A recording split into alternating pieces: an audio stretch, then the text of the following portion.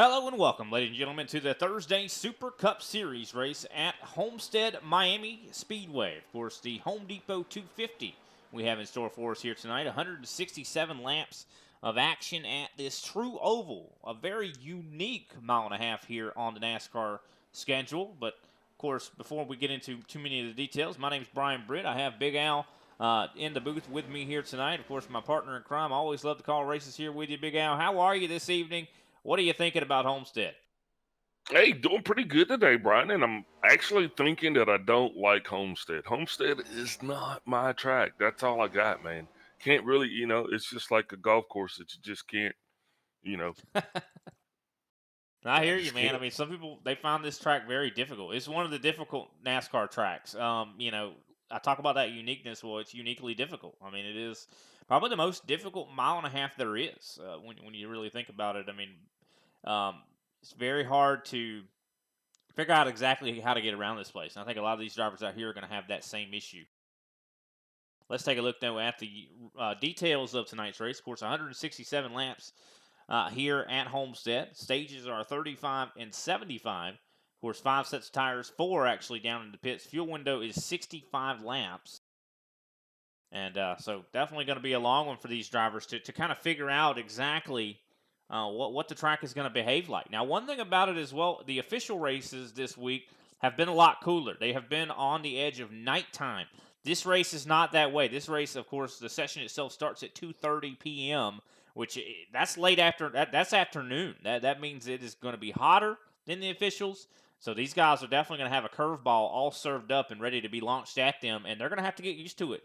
Big Al. I mean, I'm not sure how exactly that's going to affect tire life, but I think it's definitely going to cause some issues. Speaking of the actual, kind of the race conditions, what is the track temp looking like, Big Al?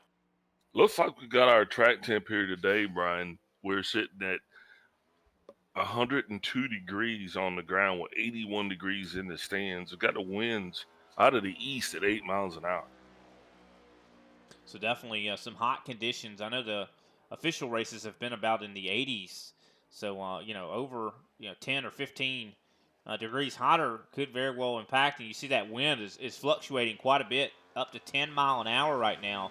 And that's something we dealt with a lot last week at Las Vegas was the wind. And but I do got to say that last week's race at Las Vegas was one of the funnest races I've had the pleasure to call. And I think this week is going to be probably just as fun, even though it's a little bit more of a challenging racetrack. I think these guys have all brought their A game. Just considering as well, let's go into, of course, talking about the point. Pulling up the Super Cup points right now. Matt DeCiani, if I'm not mistaken, won last week.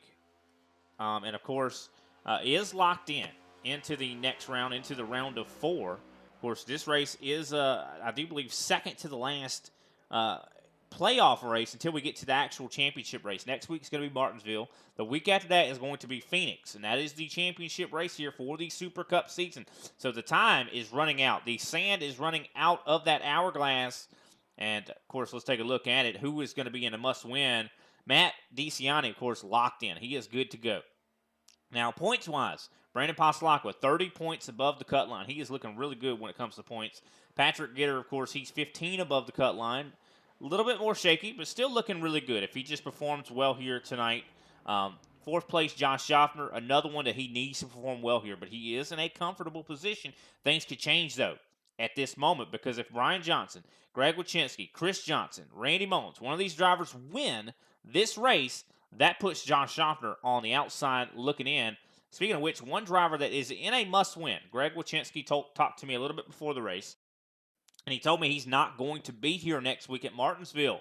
He is 48 points below the cut line. If he is not here next week at Martinsville, he is now in a must-win situation. He has to win this race. And he has even told me that he is going to tackle this race exactly from that same mindset, that he is going to race as hard as he can and do whatever he can to win. Of course, Chris Johnson also, I don't say he's in a must-win, but he needs to do well. He needs to have good points. Randy Mullins as well. These drivers are almost in must-win situations here at Homestead, and I don't want to go to Martinsville next week and have to win, Big Al. Yeah, you definitely don't want to, you don't want to to pin your hopes and dreams on having a win at a short track like Martinsville, it being the shortest track on the series, Brian, you're just actually glutton for punishment, man. And speaking of punishment, looks like qualifying is almost over. We're going to step away, hear that national anthem, and we'll be right back.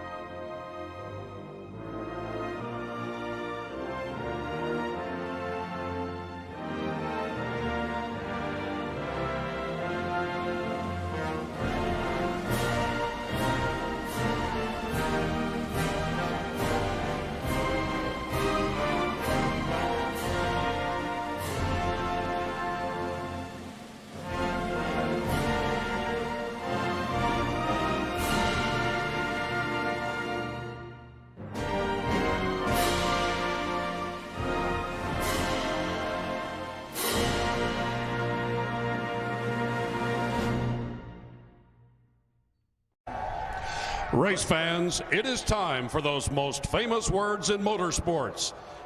Drivers, start your engines!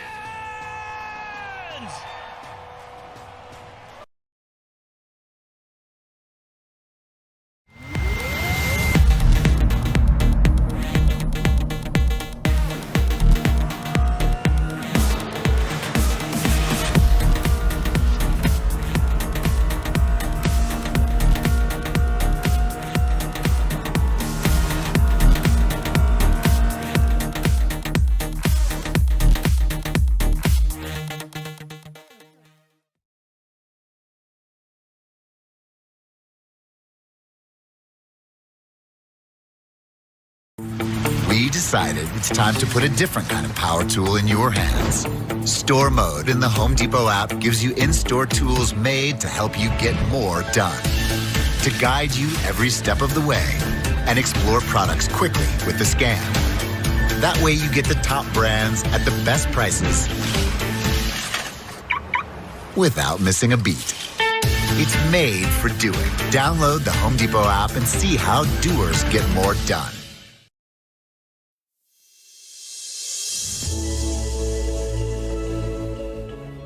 Hey everybody, my name is Warren Maddox. I am the president of Ultimate Experience Outdoors. Our mission, we are dedicated to taking veterans, first responders, youth, and Gold Star family members on outdoor excursions across the country. Support for our mission has many forms, from camp cooks to the great storytellers, some buddies with the band, maybe you just want to build a campfire and sit around and listen. Nothing goes unnoticed. Camaraderie is reborn. The acceptance among the men and women that took an oath. Whether it was decades ago or recently renewed, but never forgotten. If you feel like you could help us, please visit our website, www.uxonation.org. There, you can register to hunt, sign up to sponsor an event, or even donate to us so we can continue to execute our mission. Oh my gosh, I'm so comfortable, bro. We get a hug, man. What have you done, Jim?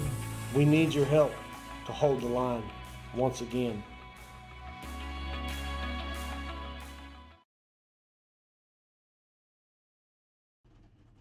Welcome back, ladies and gentlemen, to, of course, the ISCA Thursday Super Cup Series. We got the field all set and ready to go here. Of course, Patrick Gitter qualified on the pole, and not by much, only 2 thousandths up on Josh Schaffner, who is, of course, qualified on the outside pole. Of course, third place is going to be Randy Mullins. Not much slower either. 32.808, very close to what the top two ran. Kenny Powell as well, 32.821. He qualified fourth place. Fifth place, Greg Carr. Sixth place, Jeffrey Souza. Seventh place, Brandon Pasalacqua. Eighth place, Derek Heitman. Ninth place, Greg Wachinski. Matt DeCiani in 10th. Of course, 11th place, Brian Johnson. Mark Sanchez in 12th. And J.C. Evans in 13th. That's going to put Miller Bonds in 14th with Frank Flores in 15th. 16th shows Shane Parrish. 17th to Darren Mullins. 18th, Chris D. Johnson. 19th, Jerry Walters. 20th is Alexander Carr, followed by Al Koslowski in 21st. 22nd shows Paula Osen. 23rd, Randy Belk. 24th is Ryan Strunk. Allison Nolan and John Binder round out this 26th car field. And that is a look top to bottom. 26 cars ready to do battle here at Homestead Miami Speedway. And Patrick Gitter, I just cannot get over the fact that how close these guys are in qualifying, Big Al. I mean, to see Gitter and Schaffner only 2 thousandths separating their lap times, that could have went either way. I mean, Schaffner could have just been just a hair, a little millimeter faster, and he would have had the pole. I mean, it's just crazy to see. And also how close Kenny Powell and Randy Mullins are to the pole as well. I mean, these guys they brought their A game. And it just shows how, I think, close the competition is here in the ISCA. Yeah, absolutely, Brian. And that's one of the key things about this league is just you're going to get such close competition. No matter what track you're at, whether it's a road course, an oval, short track, these guys actually bring their A game every week in and week out, man. And that definitely makes it a little bit challenging for some of the guys that are, maybe need a caution or two to kind of help them out. Yeah, of course, we are going to have some stage cautions that could help out some guys, but the last run is going to be, of course, pure green flag for the most part, of course, unless we see some accidents. Which last week at Las Vegas, we did see more accidents, I think, than we have in quite a while at Vegas. A lot of guys were very, very aggressive last week. Could that spill over into this week's race? I think is definitely a possibility. Of course, next week, though, we're going to get probably the most cautious we've ever had in ISCA is Martinsville. I mean, that place is always guaranteed to have some wrecks. Yeah, absolutely, Brian. Looks like that track temperature's dropped considerably now. It's only showing about 99 degrees, and that's going to make a big difference, especially when it comes to degradation and tire wear. Guys want to be able to keep those Goodyears on their rides as long as they can here, and I think tire management is going to be the key here. No, I think you're definitely right. Of course, 4 sets down in the pits.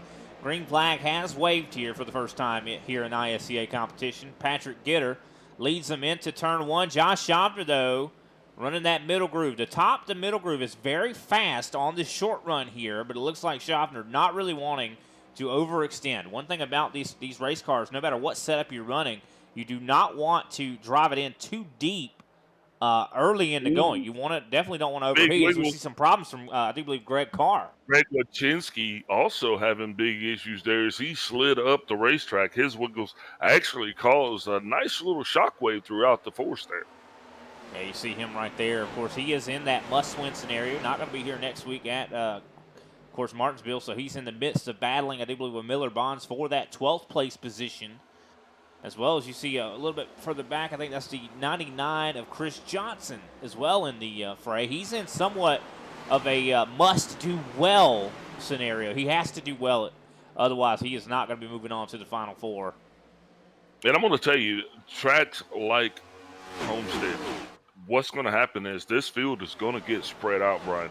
And if you're not up front, up there making headway, you're going to be in the back, and it's a totally different race when you're running back mid-pack. Yeah, and I think also clean versus dirty air are very significant at this track as well. You're going to this track has always been about handling. I mean, you're not going to want to have to deal with dirty air. So I think Patrick Gitter, he's going to hold on to this track position as much as he can here. But it looks like Josh Schaffner is going to try to take it away. He gets the run on the high side here on the front stretch, and here we go side by side for the lead goes the 50 machine. Kenny Powell tries to push Patrick Gitter along. Yeah, and I wouldn't worry. I wouldn't just panic for all you Gitter fans. The one thing that we do know that Gitter does back off a little bit. Conservation is being something that this guy actually thinks about. I think he sleeps conservatively. So, don't panic just yet. Gitter's going to get it done.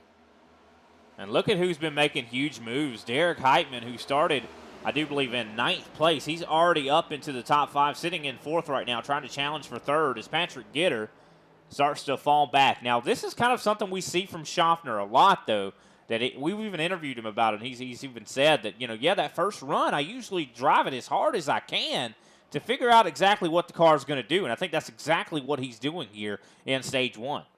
Yeah, and I think that's what Stage 1 is for. Stage 1, in my opinion, my humble opinion, right?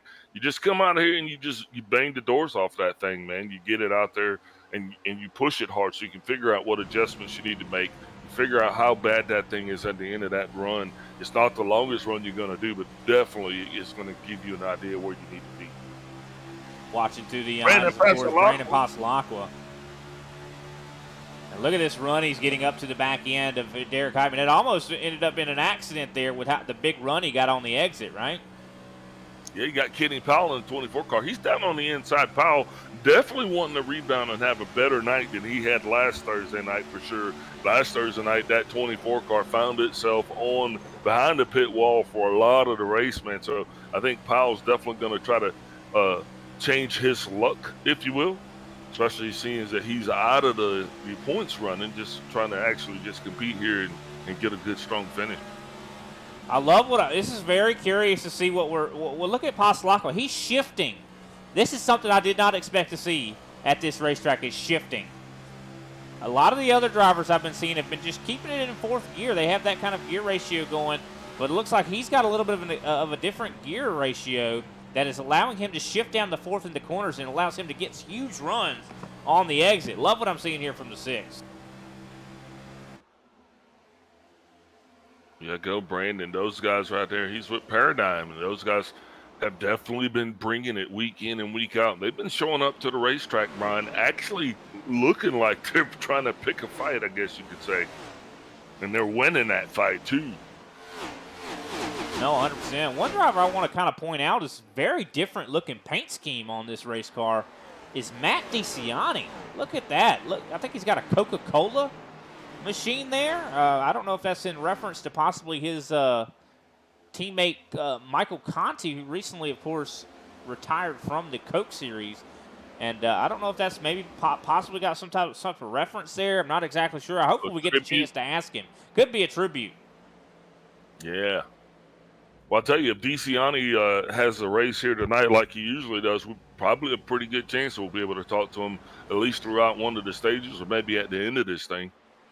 He has definitely been running pretty strong, as Schaffner continues to lead the way. This field is actually start to get that spread out, a little bit spread out like we were talking about earlier, and that's one of those things that you see at tracks like Homestead. Yeah, and of course the battle has been on pretty much for this top 5 quite a bit here tonight, though, as you see Brian Johnson. Last week at Vegas, Brian Johnson was not in the top 10 pretty much the entire race, but of course he had a successful late charge and was able to finish up in the top 10. And this time, I think he's trying to be a little bit different. Oh, he's almost up into the wall. I think he did tag the wall a little bit here. He's going to lose some ground, possibly give a position to Jeffrey Souza, who Souza now up into 6th place. I was just getting ready to talk good about Brian Johnson. Seemed like he was having a good run, but it looks like he got a little bit tight there in the corner, and it could have very well been in the wake of Pasalacqua that caused him to get tight. And I think Brian Johnson's actually running that hotline, and he's finding a lot of success up there, and he's flirting with disaster there, getting close to the wall, but he's actually getting into a little bit of clean air, and I think that's actually helping his run out. Yeah. Of course, all week long, though, one of the things that have been kind of the priority for a lot of drivers has been running the bottom. Of course, the top line is strong early on, but after about 15 to 20 laps, that's when that bottom is going to start to surge ahead because of just the better tire wear you're able to get down there. Yeah, we're looking at Kenny Powell's. He transitions more to the high side, further back in the pack, though. We got the 54. That's going to be Randy Mullins. He's got Jeffrey Souza going to be on the inside of him. Souza trying to make the pass. Jeffrey Souza starting this thing all the way back in 11th. Well, actually, Souza started this thing in 6th place. And now he finds himself in 5th place. He's not too far off of where he started at. Of course, Randy Mullins, I think, started up in the top 5, top 4, and he's been really fast this season. He is in desperation mode right now. He is last in the top 8 in the points that are going for a championship here. He's 60 points below the cut line. He absolutely needs a stellar run here tonight in order to be able to even be a thought for the championship at Phoenix in a couple weeks. Yeah, absolutely. Derek Heitman, though, currently pushing his machine in second place, started this thing all the way back in 8th place. So right now he is our current biggest mover, and next to Brian Johnson, we'll be watching him. He started this thing back in 11th. Currently, we're showing Brian up to 6th place. Yeah, it looks like Brian Johnson, of course, has recovered quite successfully. He got up into the wall a little bit there, but it didn't hurt him too bad. He's continuing to march his way forward. Another driver that has been moving forward has been Chris Johnson in the 99. Didn't see him, I don't believe. I think he missed last week's race, if I'm not mistaken. He is in competition here tonight, fortunately. I know Paradigm had a really successful run last week from what I recall. And so definitely I suspect that Chris Johnson is going to want to try to see if he can have that successful run here tonight. He as well needs as many points as he possibly can get. He's trying to get up here and possibly get by Matt DeCiani. So he's up in the top 10. So definitely good on him to be able to work his way forward. As a lot of drivers are still trying to, I think, figure out their rhythms here, figure out exactly what their cars are going to do. Greg Wachinski, who desperately needs to win, is in 12th. You know, that's one of the things about a track like Homestead, too. If your car's not handling great, you're going to slowly start to watch those leaders just kind of disappear, man. And that could be a very miserable ride all the way around as well.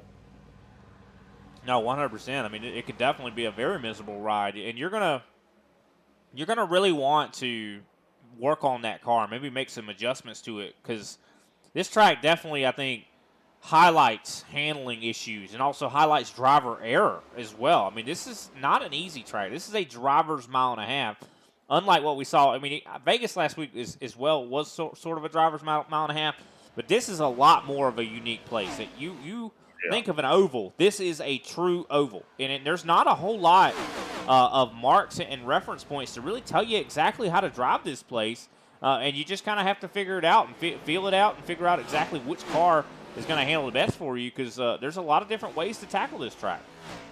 My first C-Class race was at Homestead. Oh, Homestead, of course. Well, B-Class. B-Class, sorry. Oh, wow. That's even tougher. Yeah. That B-car is definitely a very tough race, or a tough car to kind of master. As Josh Schaffner now under fire from Derek Heitman. Heitman, of course, started in 9th place, is challenging now for the lead. Did he start in 8th? I thought it was 9th. 8th. Well, he started in. It was definitely a good run for him. And as he goes to the top side, he's going to try to get by Schaffner. Schaffner, of course, not going to give him the line. But here now comes Heitman to the inside, side by side for the lead, as well as Patrick Gitter had a resurgence. Not a surprise here. You talked about it before. Patrick Gitter likes to back off and then come back. But it looks like Heitman not able to make this pass stick. Has to fall back in behind Josh Schaffner. What can Patrick Gitter do? I'm going to tell you, man, I just want to say this. It looks like Schaffner is really driving with a whole lot more intensity. Now that he's actually realigned himself with the Paradigm guys, he is really, like, every week you watch this guy show up at the track, and Schaffner's always been an awesome driver, an awesome competitor, but now it just seems like he's dialed in a lot more. 3 wide, I definitely agree to you. I think that he has refocused and recentered himself in a lot of ways. We are still 3 wide for the lead. Of course, this is going to possibly bring Kenny Powell up here to challenge as well, as he is licking his lips to possibly join this battle for the lead, as Schaffner still able to defend against this challenge. I don't think Powell has the tires. We're definitely going to find out, as, of course, Schaffner still trying to hold off the EPI driver and the, of course, Prodigy driver. 2 drivers, 2 separate teams trying to challenge the Paradigm driver of Josh Schaffner. And so far, Schaffner has been able to hold him off. But here comes Kenny Powell into the fray as well. Powell getting loose. Powell's able to correct it, but he lost a lot of time. Now it's going to be challenged, I think, by Passalacqua. Yeah, this is that time in the stage where everything looks good, but these Goodyears are not having the best years right now. These are some of the darker years that the drivers are experiencing coming up here. Almost with 10 to go here. We've got about 14 laps to go in this stage. And this is where it's going to start to get tricky, Brian. It's go time for a lot of drivers, and then it's no time for some of the drivers. No, I think that's a good way to put it. I mean, it's definitely difficult for some other drivers to make runs now because their tires are hurting. I think Josh Schaffner's tires are hurting as well. I think that Heitman is in good shape. I think Patrick Gitter's in good shape. But fortunately for Schaffner, he's got the clean air. And look at that, Heitman getting a little bit wiggly off of turn 2. I think this is really showing, I think, the value of clean air, and Schaffner's really putting that into play right now. And, of course, I do believe Jeffrey Souza has made his way up to 5th. Souza looking like he's running good. He's actually battling at the moment with Brandon Passalacqua for that 5th place position. So can Souza make something happen in that Souza Media 14? So here we go, coming up to 11 laps to go here in stage number 1. Matt DeCiani as well has worked his way up into 7th at the moment. So you look a little bit further back, Miller Bonds battling with Brian Johnson. Yeah, Miller Bonds actually just passed the 54 of Randy Mullins on his quest to get into the top 10. Bonds started in 11, so he's up 1. Still got a lot of ground to make up, man. But, way to go. That's my fellow Alabama driver giving the shout-out to the Miller Bonds in that 12 Ford. No, it's a Camaro? No, it's that a Ford. That is a Ford. No, that is definitely a Ford. I knew I liked that guy. And here we go. The battle, of course, still on for this lead. As, of course, Patrick Gitter tries to go to the inside of Schaffner, not quite able to get there. Almost cuts off Derek Heitman. Heitman, of course, gets out of the gas just a hair in order to give, I think, Gitter a little bit of room.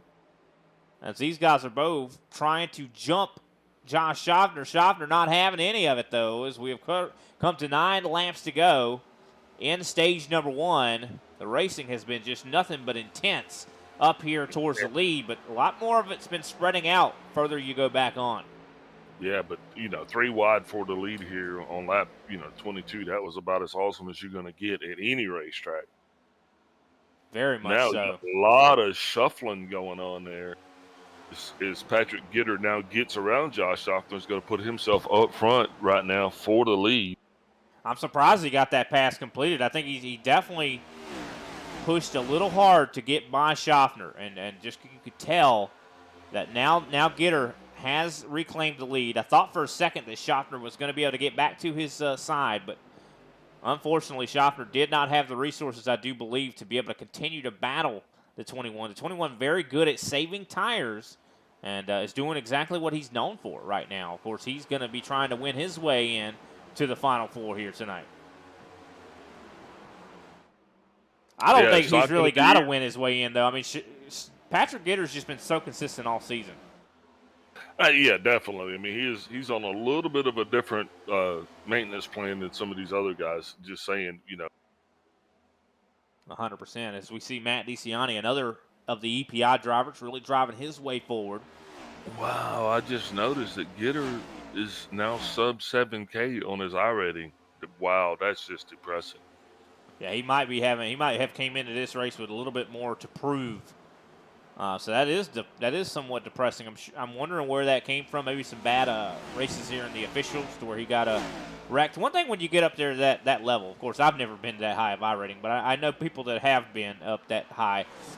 When you're that high I rating and you get in an accident or something goes wrong in a race, in an official race, you lose a lot more I rating than the average person does because of how high your I rating is. So if let's say you jump into a race and you're the 1 car and you wreck and you finish in 20th, you're going to lose 150 I rating instead of just 80 or something. Yeah. 4-car Brian Johnson definitely struggling, looks like. Now he's still running that high line, Brian, but that wall was not looking as forgiving as it was, kind of pushing him off of it a little bit, and sometimes it seems to pull him in. No, I think that's exactly what it is. He's been running too high. I think Pasalakwa's got the same problem. I mean, you see Brandon Pasalakwa was up in the top 5. He's now back into 8th place. Greg Wachinski, he's been moving his way forward, though. Got to love what I'm seeing here for him. He, of course, knows he has to win, as well as you see Ryan Strunk. He's not looking too terribly bad right now. Hey, Ryan Strunk started this thing back in 24th, and now he is finding himself in 13th. So, I mean, he's having a banner day as far as I'm concerned. And plus, he just got by Brian Johnson. And on the path that he's going, the next car that he's going to be trying to get by is going to be none other than Greg Wachinski. Yeah, I mean. The 29 car sideways. Sanchez had a bad week last week. He saved it. I think he saved it without hitting anything. He just got to hold on until this caution comes out. Ooh, but 29 definitely struggling a little bit. Yeah. But look at there, that 20. Look at the Sundrop car coming there right in the back in the back window. You love that, don't you? Yeah, man. John Binder, my hero. But Patrick Gitter pulls away to about a 0.6 of a second lead on Derek Heitman. As we see, I do believe Josh Schaffner trying to hold off Kenny Powell and Matt DeCiani. Powell trying to hold off DeCiani right now. Now, Schaffner definitely starting to feel those woes of his tires.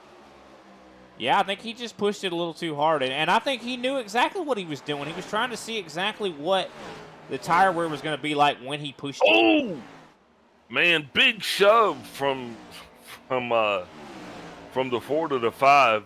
5 actually got a little bit overzealous, got into the 8 and to the side. That's caused the 5 to drop back. He lost 3 spots on that one. Oh, no. That's not – Greg Wachinski needs to win. I mean, I keep harping on that, but he needs to win. And what is he going to do, I mean, to a guy like Brian Johnson? Will they maybe have a little bit of issue with each other? Well, it was a legit bump. I mean, it was not a malicious bump. It was a good bump, but it just, unfortunately, I think at this stage of the operation was just a little bit more for the 5 to handle. But look at the lead. The 21 and the 76 have now put on Josh Schaffner in the remainder of the field. I mean, Brian, these guys are already out to almost a 3-second run over P3. And, of course, here we go. They just crossed the start-finish line. Caution flag is now out. And that will conclude stage number 1. And like you said, they pulled away pretty good wide margins. You could tell Patrick Gitter and Derek Heitman came with some very, very fast race cars here tonight. I think that was a statement that they were making. Oh, they definitely made a big statement here. Let's take a look at the top 10. Patrick Gitter, of course, your stage 1 winner. Derek Heitman, 2nd place. Josh Schaffner in 3rd. Matt DeCiani, 4th. Jeffrey Souza, 5th. Kenny Powell, 6th. Chris Johnson, 7th. Really good job from him. 8th place, Shane Parrish. 9th place, Miller Bonds. And 10th, Brandon Pasalakwa. All those drivers will receive some stage points. With that, we're going to go ahead and take a step away. We'll come back and we'll talk to our stage 1 winner.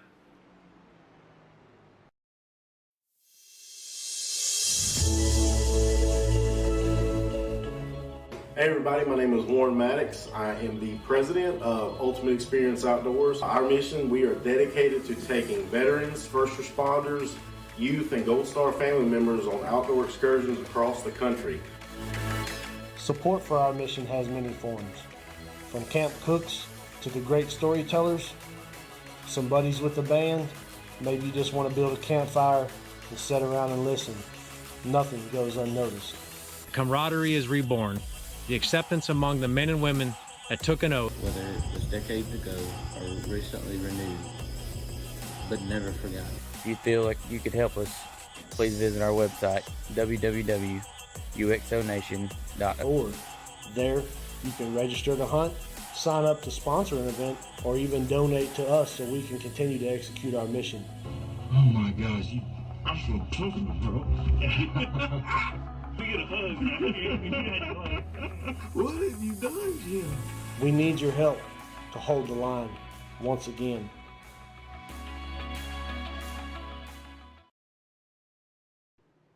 And we are back, ladies and gentlemen. Of course, look at that. Derek Heitman able to win the race off of pit road over Patrick Gitter. Speaking of which, I think we're going to go ahead and grab him up and talk with old Patrick Gitter. 10-4, I got you, Brian. Patrick, how are you, man?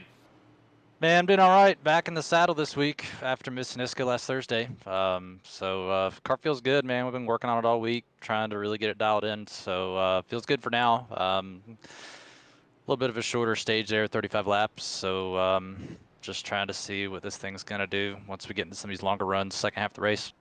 It definitely seemed like you had a really good long run speed there. You kind of gave up the lead pretty much instantly.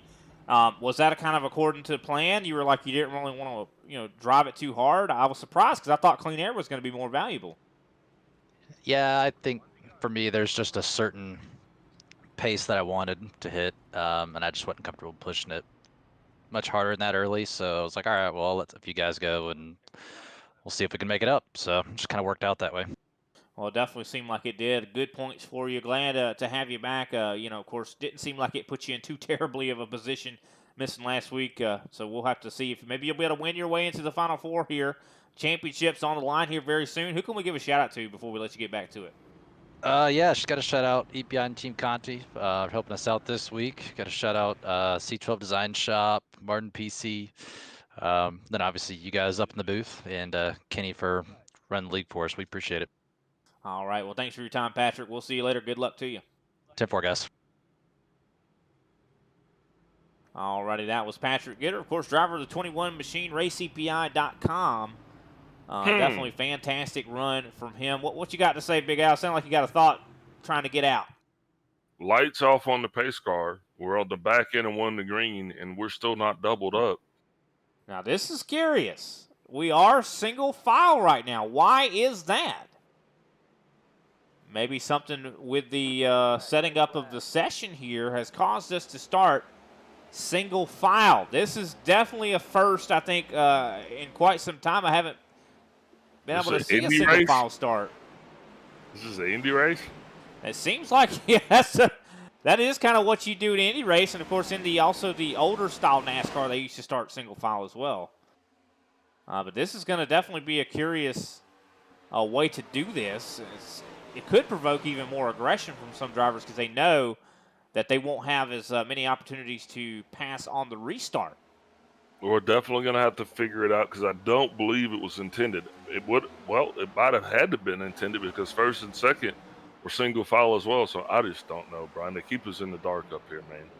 Definitely. I mean, very curious to see this for sure as we see battles, of course, starting to emerge all over this racetrack. I see the 54, of course, I do believe battling at the moment with the 99 of Chris Johnson.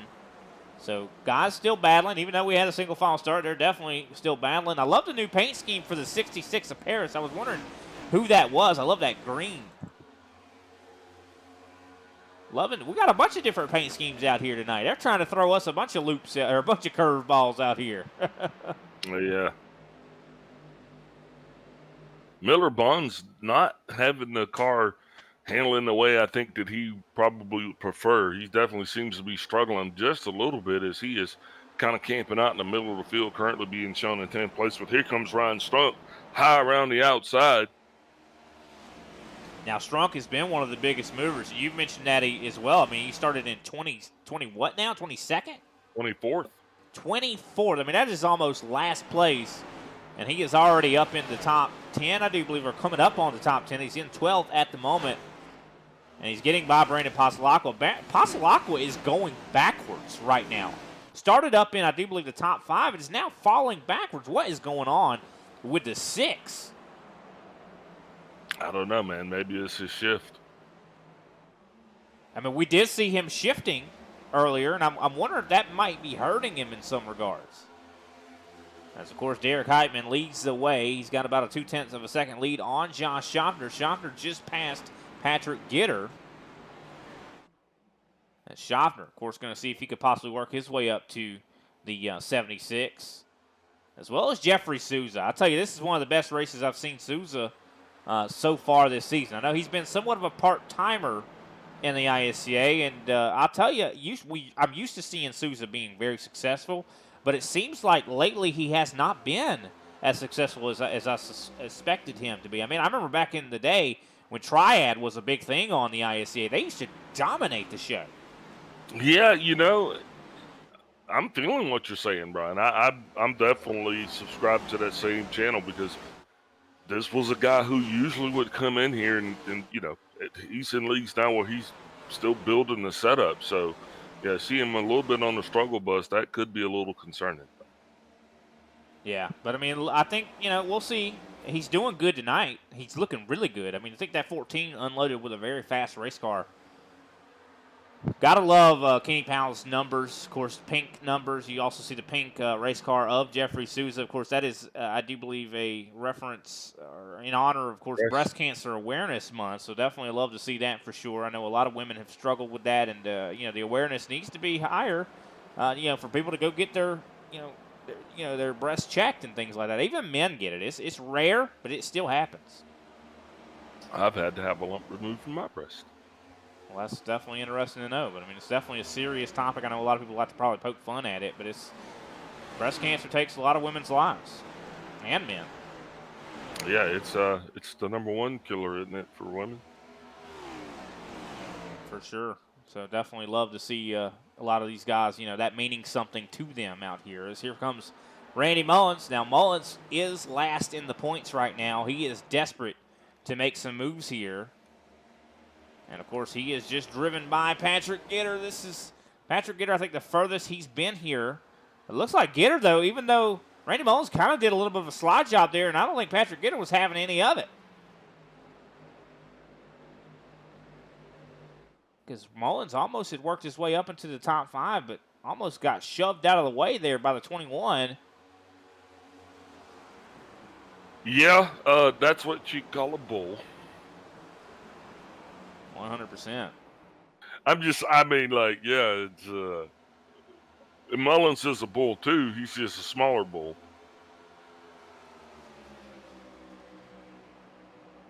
Been really impressed with what we're seeing from Chris Johnson. I think he's just been having such a smooth set of races we've seen him, in the past few weeks, few months, or for a couple months, I'd say. I mean, I used to regard, Chris Johnson's probably going to hate me for this, but I used to regard him as a very, very, very aggressive driver.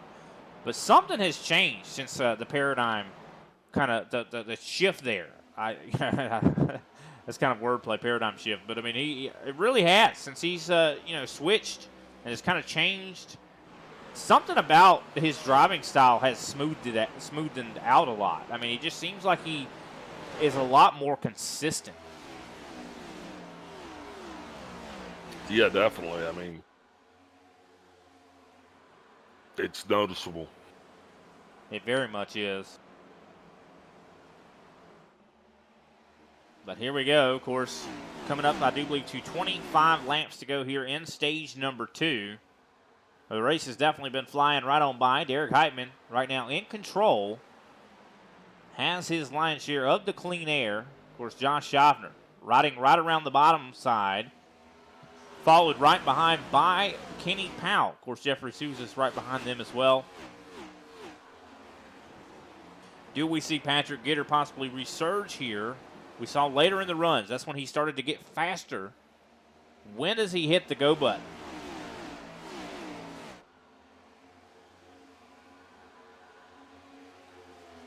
And here we go. Yeah, just about 24 laps left to go in this session. And I think a lot of drivers would have had to make some adjustments, Brian, from that first stage. Because the first stage, we saw a little bit of everything, especially towards the end of that, where the 76 and the 21 really just kind of took off from the rest of the field. And some guys looked like they were barely hanging on. No, I definitely think so. I think a lot of these guys, might not have been adjustments to the race cars themselves. Could have been just an adjustment to how they're driving said race cars. I think Schaffner is showing a little bit of a different sort of driving style right now. He's a lot more conservative. And I think also, here comes Kenny Powell. Powell's actually going to be challenging for that second place position. And he's going to take it. He's going to slide right out in front of Powell, or in front of Schaffner. Schaffner's going to cross him over here. Yeah, we've been seeing a lot of crossovers this evening. That seems to be the #1 move, the preferred move of everyone at this track so far tonight. because as soon as somebody gets that run, you get that momentum come over the guy. Next thing you see is a crossover, and usually they've been crossing over low, Brian. Yep, still side by side. Schaffner got a little bit tight underneath the 24, and looks like the 24 is going to make the pass and has moved his way up into second place. Kenny Powell won a race earlier this week as well, in the A Open. So I know for a fact that 24 is capable of possibly winning a race. Now, ISCA is a little bit of a step above competition of just a normal A Open. But, I do think, looking at the 24's pace, I think he's got something under the hood this week. He looks like he's got a really fast race car and just seems very confident as well. You got to love that. When you get Kenny Powell confident, you better watch out. Doesn't it feel good to you, though, to see a driver that actually exude that kind of confidence on a track that they really have a good setup on and they feel comfortable with the car? That's awesome. It beats seeing a guy come out and struggle, around 4 turns, and you're just sitting there looking and you just want to just, shoot one of his tires out to put him out of his misery. Yeah, I don't think he's miserable. I think he's having a good time. As we see almost a little bit of drama on the racetrack. Patrick Gitter trying to get around Josh Schaffner, as well as Souza was trying to get around Schaffner. Almost had some contact there. I think we did have a little bit. But it looks like Patrick Gitter has re-engaged the go button here. And he is on his way to the front. He's riding right around the top of the racetrack. And looking quick while doing it. Man, some of these guys make it look effortless as they are just literally, on a rail. And then some of the guys look like me driving out there. So this is a tricky track. It's not a track that just, one lane's going to fit everybody. And like you said, there's very few markers. So it really, man, leads to a long day. Yeah, long day for some drivers, that's for sure. No, I definitely agree. I think you have to, when there's not as many marks to hit, it's hard to hit your marks, So, these guys are definitely having their work cut out for them. But some guys do make it a lot easier. As the sun comes out on the racetrack, it has been quite cloudy for a little bit there. I think that could change the handling of the race cars quite a bit as well, as we've been seeing a lot of cloud cover here thus far tonight as we come up to 16 to go. Yeah, 16 to go on the stage. We're looking at 81 degrees in the stands, 96 degrees on the track.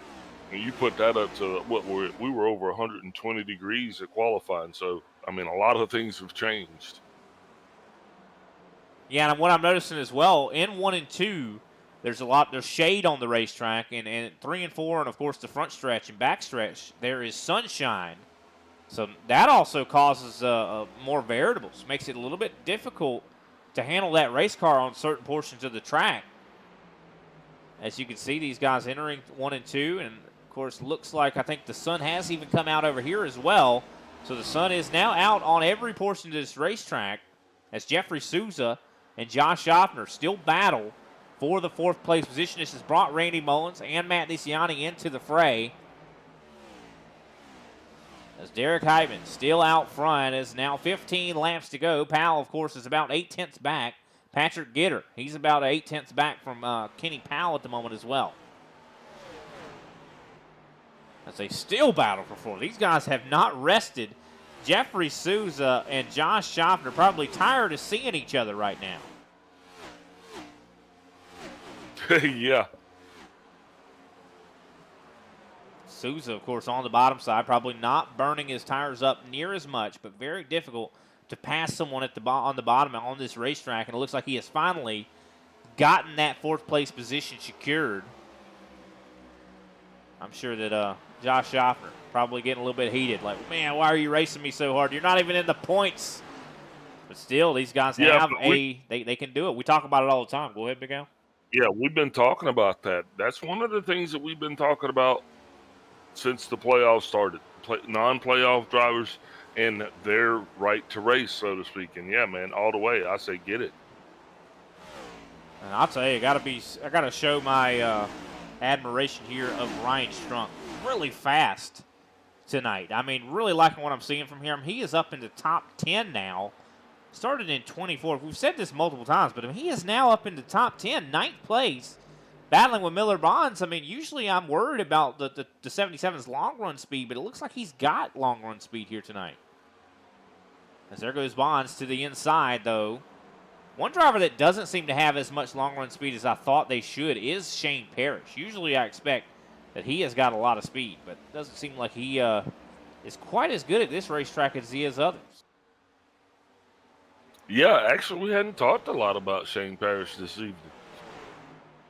Usually Shane's incredibly good on the long runs. I mean, usually we see him in that 20-plus lap run. He's usually just passing people left and right. Shane's got a new paint scheme. That he does. He's got I was talking about it earlier, green, I think, and black, and really cool looking scheme. Yep, that's probably why I didn't pick up on it. But here he is now. He's going to put it in the gear. He's rolling down the back end behind Miller Bonds. Looks like he's got that overdrive engaged, though. He must have heard me on the broadcast talking, saying he was slow. So he's probably like, I got to go. Oh, yeah, absolutely. These guys, a lot of times, they do turn on the broadcast and be listening while they're racing. So I'm sure they are hearing me. They're like, Brian, shut up. I'm going to go through the field here. Those are my followers, Brian. Is that right? Because you live tweet the show, and you be like, Brian's talking trash. Those are my followers. Man, now look at the lead that the 76 has. We are 10 to go in the stage. He is now stretching it out. Kenny Powell running P2 now. We'll be watching these guys' lap times. Yeah, Powell, of course, under fire right now from Patrick Gitter. And, yeah, Derek Heitman is looking incredibly fast on the longer runs. Now, definitely not a surprise here, as he's always really fast on the long runs, of course.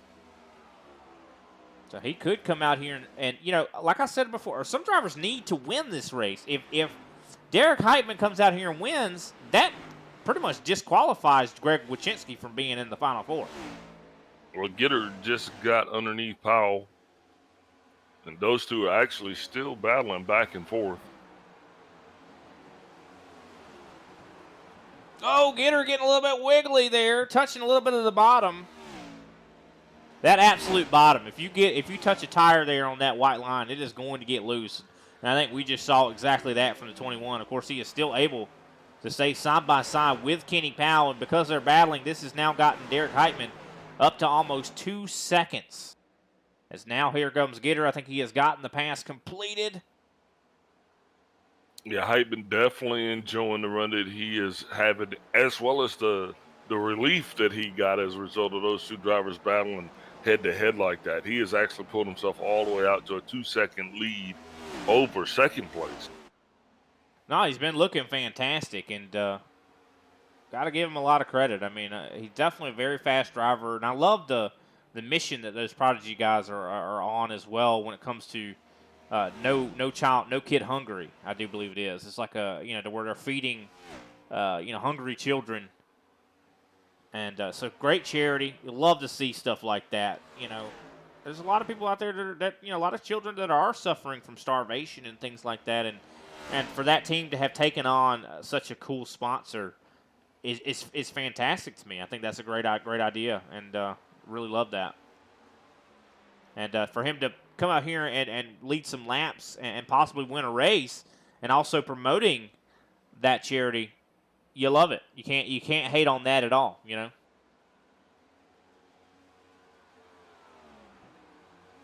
Yeah, man. I love all charities. But of course, here we are, lap 70. Go ahead. Nothing. I was just saying I'm a giver. No, I mean, yeah, definitely love to see that. You know, whenever you can kind of got racing, we all love racing, and you're able to combine, something that you love with something that other people, and bring awareness to things that people need to hear about. I think there's nothing wrong with that in the slightest. As we come, of course, now 5 laps to go. Now Derek Heitman is just literally he's in his own stratosphere now. Patrick Gitter has actually made his way around Kenny Powell. He's going to be doing everything he can to catch up to Heitman, but I just don't think he has enough time. No, he definitely does not. No, but in the grander scheme of things, I mean, it's just going to be okay because Gitter's still going to come out on top because he'll be the highest of the playoff drivers. Yeah, 100%. That's one good thing about it is even if Heitman wins, as long as Patrick Gitter gets good points and Matt DeCiani gets, well, DeCiani don't matter. He's already won his way in. So, that's the thing that Gitter's wanting to do, just to maximize points. He doesn't need to beat Heitman. Of course, he probably wants to, but he doesn't need to. And one thing, I think the reason that Heitman is doing so well right now has got all to do with his track position. He was able to win the race off pit road. He got himself the clean air. He's also got a fast setup underneath him. All of those those things coming together equal the perfect equation. He was able to win the race off pit road. Someone else, if they're able to win that race off pit road and get ahead of him and able to save tire like he's been able to do, I think they could very well beat him, but I don't know. I mean, Heitman has not turned a tire wrong here tonight so far. Yeah, and he's got heck of a lead, and there were a lot of other things that came into play. Like right now, if you look at Kenny Powell, he slipped all the way back to fourth place. So a lot of drivers overdriving their equipment, battling other drivers, head up for position. These are the things that actually contributed, that actually caused this thing to spread out like it is. And much different picture as well than what we saw in Stage 1, which I think that's very curious to see. I mean, Stage 1, they were 3 wide for the lead. I mean, that didn't happen this stage, really. So we'll see what Stage 3 looks like. Now we have started the last lap. As we do see 3 wide further back here, Shane Parrish trying to get by Josh Schaffner as well as Brandon Pasalacqua. Ooh. Yeah, that right there, there's that bump. The Paradigm guys knows to tell. Yeah, I'm tired, man. I hear that. Well, here we go. Yellow flag is out. Stage 2 is now in the books. Derek Heitman able to win stage number 2 by over 3 seconds on Patrick Gitter, who finishes in second place. Jeffrey Souza, last second, was able to get by Kenny Powell, who finished 4th. Matt DeCiani 5th. Chris Johnson 6th. Josh Schaffner in 7th. Shane Parrish 8th. 9th, Brandon Pasalacqua in 10th. Miller Bonds. With that, we're going to take another step away. We'll be right back, and we'll talk to whoever Big Al decides he wants to talk to.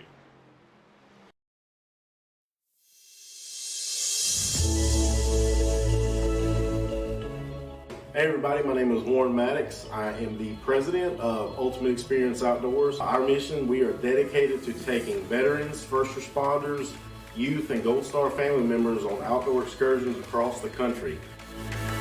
Support for our mission has many forms. From camp cooks to the great storytellers, some buddies with the band, maybe you just want to build a campfire and sit around and listen. Nothing goes unnoticed. Camaraderie is reborn. The acceptance among the men and women that took an oath. Whether it was decades ago or recently renewed, but never forgotten. If you feel like you could help us, please visit our website, www.uxonation.org. There, you can register to hunt, sign up to sponsor an event, or even donate to us so we can continue to execute our mission. Oh my gosh, I feel talking, bro. We get a hug, man. What have you done, Jim? We need your help to hold the line once again.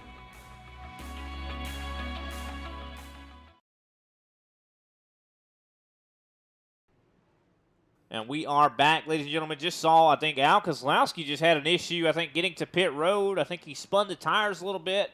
Curious to see how that's going to turn out. As we see the race coming off pit road, Derek Heitman, of course, able to get out first and wins, of course, stage number 2. I do believe Big Al is going to be standing by with the 76 of Heitman. Derek Heitman, Big Al up in the booth. You got me? What's going on, Al?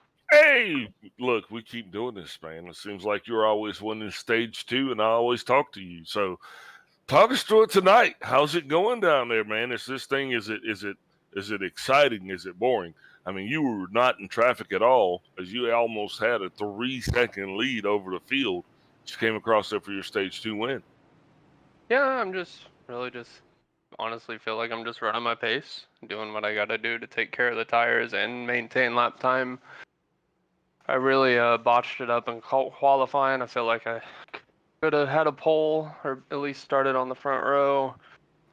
First stage, I really drove the heck out of it, running the wall, just trying to get some track position. So luckily the tires didn't fall off too bad after that, so I settled for stage 2. But Patrick's got a hell of a car as well. He's definitely going to be tough to deal with at the end of this race. Speaking of starts, what was the deal with the single file start there at the beginning of stage 2? I have no idea. There's something going on in iRacing. I don't know if there's a setting wrong or something, but we're having another one right now. This start's also going to go single file, so I don't know. But not having to, battle someone going into turn 1, I guess I'm not going to complain too much, and less opportunity for caution. So. Yeah, well, I'll tell you what, congratulations again on your stage 2 win, man. Hopefully we'll be able to talk to you at the end of this thing before I let you go. You shouting out real quick. Hey, thanks a lot, Big Al. You ain't gonna shout out anybody? Shout out Ryko for giving me a good setup, girlfriend for letting me race. Alrighty, that was Derek Heitman. Definitely congratulations to him on the stage 2 victory. Crazy to see these single file starts. It throws everybody off. It throws you off because usually the drivers are doubled up, and it's weird. It's a pretty clear sign to us that, hey, we're getting ready to go back green when they're double filed up, but we don't really get that big sign. But of course, green flag is back out. Derek Heitman, of course, in the lead. This is the final stage. And, of course, this is going to be when all the marbles are on the line here. Everybody's going to be wanting to get this victory, to get this position away from Derek Heitman. One thing we didn't talk about yet, Brian, what is the fuel window tonight? 65 laps is the fuel window. So these guys, of course, will not be able to make it to the end on gas. So we will, if we stay green, which I think we probably will, we'll probably see green flag pit stops. But here we go, battling for the lead. Patrick Gitter challenging Derek Heitman to the inside. Now, that's an interesting call for Gitter to actually come up and challenge for the lead. Usually, he's going to lay back, kind of chill out and conserve. The fact that he's coming up to set the pace, that's telling you a lot about clean air in exactly track position. Well, I think it's also showing that he's like, hey, man, I let Derek Heitman get out to a 3-second lead. Like, I can't do that this time. So I think he fell back too far on stage 2, and I think he realizes that now. He's like, I got to get up here and battle. Is that clean air? Yeah, I mean, definitely trying to get clean air. I think that's why Heitman was one of the reasons why Heitman was so good on his tires is because he had that clean air for sure. Yeah, I think that's a huge factor, because if you even looking at first and second at the end of stage 1, those guys had a huge lead. Stage 2, I mean, you got height. Yeah, so it's got to be something said about being out in front of these cars with this setup and this configuration. Look how close they are. They're touching right now. They are not leaving each other a lot of room. Is this the last lap? And I don't know it. Like, why are they driving each other so close right now? I mean, I wouldn't lift either. They definitely, but these guys have a lot of experience with each other. Derek Heitman and Patrick Gitter used to be on the same team. Of course, Derek Heitman used to drive for EPI, made the switch over to Prodigy Esports. And, so these guys still have, I think, a lot of respect for one another. You can just tell that they definitely are leaning on each other a little bit harder than you'd see other drivers lean on each other. And it looks like Patrick Gitter going to fall back in behind the 76 of Derek Heitman. Going to live to fight another day. I think the more I battle with the 76, the more, of course, I'm going to burn my stuff up. So he's probably going to be going back to the drawing board to see exactly what can I do to possibly get by this driver. Of course, as we have come, I do believe now to halfway through this race. Yeah, just at the halfway mark, Brian. And the question that I'm going to ask is, what is the takeaway so far? I guess it would be clean air. Clean air and not abusing your equipment. I think it's been the takeaway. don't do either one of the. You want clean air. You don't want to abuse your equipment. I think it's been pretty much the major factor here tonight. And this track is just difficult, man. You got to make sure. Oh, a little bit of a block there. Oh, yellow flag is out on the racetrack. Caution flag is out for the first time other than a stage. And it looks like Brian Johnson involved. Yeah, Brian Johnson. Also, I see the 88 of Al Koslowski. Not sure what his involvement was. Brian Johnson, and it looks like J.C. Evans, I think, might have gotten tangled up here.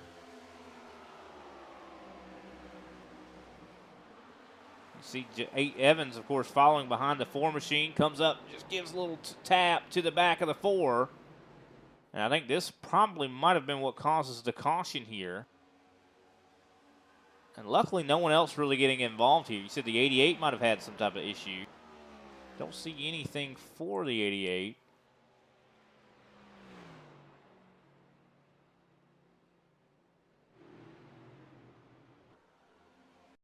Yeah, he was just way off the pace there, Brian, so I didn't know if he was actually involved in it or not. But J.C. Evans and Brian Johnson definitely looking like the two culprits. Yeah, 100%. Of course, see that they are side by side, battling each other. Right there, you see the 9 gets into the back of the 4, and he's letting out of the gas, but unfortunately he cannot get disconnected with the 4. Luckily, I mean, look at all these cars that are driving by right here. That they all could have got into this bad, That could have been a terrible incident that was a lot worse, but fortunately, it just involved the 9 and the 4, and I don't think it hurt anybody too much. Of course, it's going to definitely hurt though when it comes to track position. This is going to be terrible on track position for both of these drivers. Now we got about 5 cars that elected to pit, so that's going to be something that we're going to be watching. I mean, and it could be some drivers that are maybe fixing some damage from hitting the wall. Very easy to hit the wall at this racetrack. It also could just be some guys that are going a little bit off of strategy here, just to be like, hey, I'm gonna go grab a set of tires and maybe have a little bit of an advantage, right? Or maybe you put some more fuel in it, That's true. Very well, yeah. I don't know if the tire thing with only 10 laps, I don't think that's an advantage, but if you didn't have a damage, I'm thinking you're probably looking at maybe putting in a little bit of gas. Yeah, no, I think so. I mean, to make it a little bit further. Definitely it could be a very valid strategy. Of course, these guys cannot make it to the end on gas from here. They would have to, of course, pit, I do believe, in about 20 laps. I think that's when the fuel window is going to be pretty much 20, maybe even 15 laps. I think that's when the fuel window is going to really open. Maybe not. Maybe my math might be wrong there as well. Yeah, I think 65. But either way, these guys could definitely not make it to the end on gas at the moment. And some guys might have elected to take tires, maybe to get a little bit of damage fixed from hitting the wall. Very easy to do at this racetrack. I don't think the 4 and the 9 got too much damage out of that. It was very low speed, the collisions that I saw. Of course, the initial contact was just a tiny little bump to the rear end of the 4 that caused him to spin around. And Evans kind of, he did hit him after the fact, but was slowing down the entire time. So I think the contact was they were just playing bumper cars. Both race cars should be okay. But they might have a little bit of damage to maybe fixed. Of course, at the moment, 23 drivers on the lead lap. Alexander Kozlowski, of course, or Al Kozlowski, I should say, has now gone 2 laps down. Hey, guess what? What's that? We're going to get a double file restart, apparently. Restart. What is new about this one? What is different about this one here? I think it's not stage related. And man, we deserve a double file restart, Oh, yeah. Does this ramp up the chances of a caution, though? I mean, we heard even Heitman say it. No, but it does give the drivers a fair shot, because instead of you being the 7th car or, being in the position of the 14th car, you understand what I'm saying? It just... I mean, you don't have to... Because, I mean, even gives a better chance to Patrick Gitter because, I mean, Gitter was lining up right behind Heitman. He had no chance to really stay side by side with him into turn one. I mean, he could have. The top side's very strong, on this racetrack. So, no, it gives these guys a lot better of a chance to possibly race for more positions, and it could very well increase the intensity. I'm going to make a motion that we start 3 wide restarts. Yeah, let's do it. I'm definitely down for that. Pace car down pit road as we enter the Geico restart zone. Green flag is back out in the air. Heitman wasted no time getting going. Kenny Powell kind of got caught sleeping just a little bit. That caused a little bit of a stack up. Even caused, I do believe, the 12 to drop down to the inside just to try to get a run. That outside line was definitely dead on launch, Brian. Yeah, it definitely seemed like that was the case as Kenny Powell now under fire from Josh Schaffner. Of course, Schaffner on the bottom side here. And we also see a battle, of course, between Miller Bonds. Bonds trying to work his way forward. He's trying to get by Brandon Pasalacqua. As well as you see Matt DeCiani, that red machine. Love that paint scheme that DeCiani's got on that race car now. I hope he keeps that thing. I love that Coca-Cola red.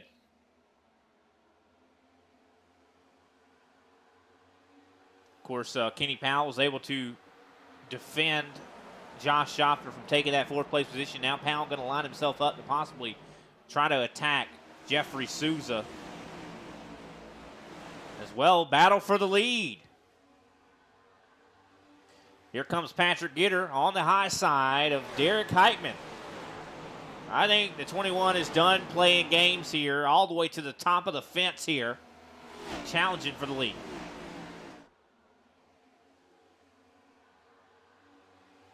Can he get the pass completed? He had the run down the backstretch, not quite able to get it done.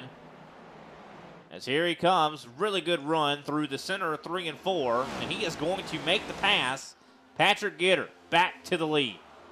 And that was a big difference this time, Brian, in what we saw with the restart. That single file versus the double file restart makes a huge difference. Look at the field now. They're stacked up pretty good, after that last caution, which really didn't see that coming. Now that's going to throw off that refuel window a little bit. So we're going to be watching to see how teams adjust on that. That's for sure. One driver that's having a really tough time, Randy Mullins. Not sure exactly why, but Randy Mullins is now he is last driver on the lead lap at the moment. Was up in the top 5 at the start of this race and is now all the way at the back. I mean, he needs points. He came into this race -60. I mean, this if he doesn't improve his position, I think this might lead to him being out of the Final Four unless he wins at Martinsville. That's the only way. I think he's going to enter next week as a must winner. He has to win. I think there's going to be a lot of guys that are going to be in a must win situation. At least 3. 100%.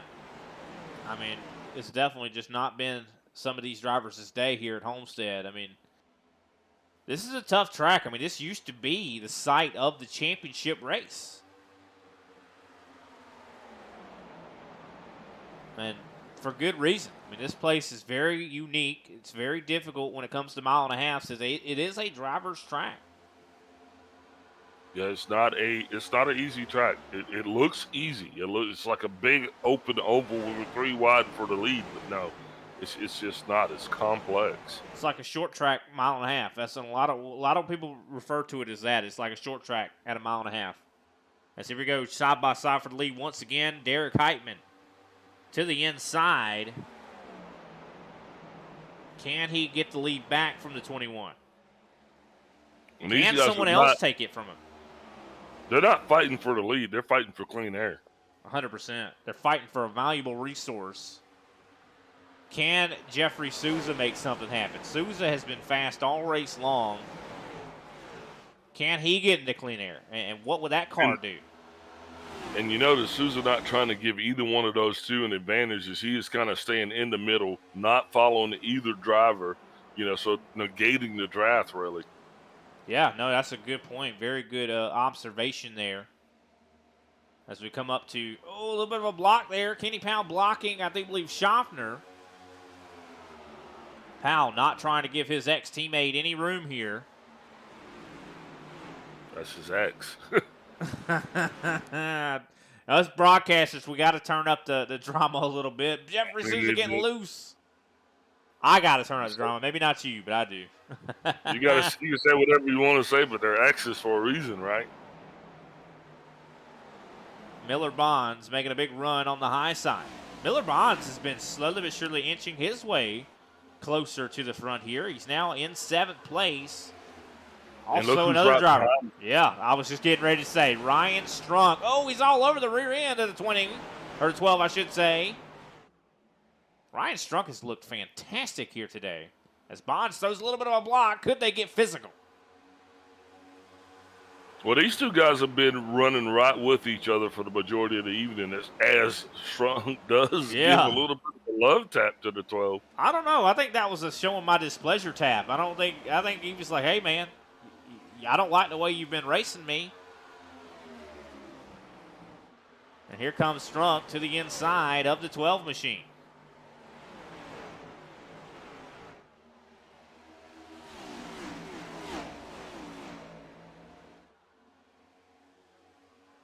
Kenny Powell now on the inside of the 14.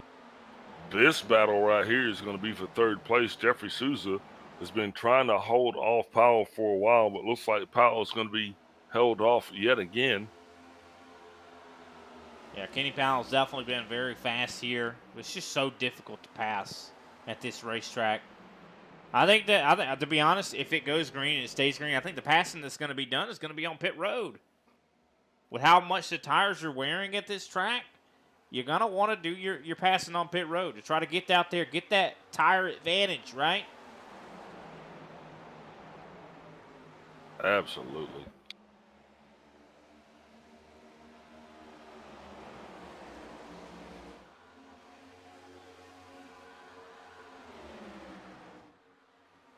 Still battling for the lead for, of course, that clean air. Heitman just not able to pass Patrick Gitter. Gitter's just running that middle groove, and every time he gets to run on the straightaways to be able to keep the 76 behind him, as you see the 76 gets up there to side draft a little bit to try to pull the 21 back. And it does work, but not well enough.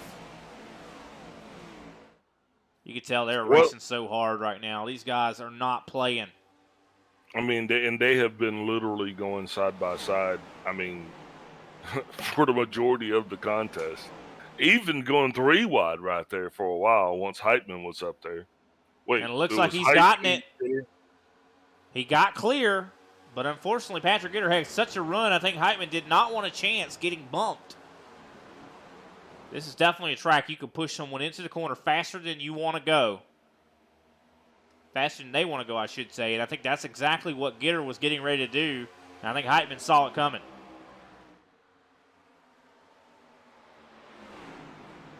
What a titan fight right here between these two drivers.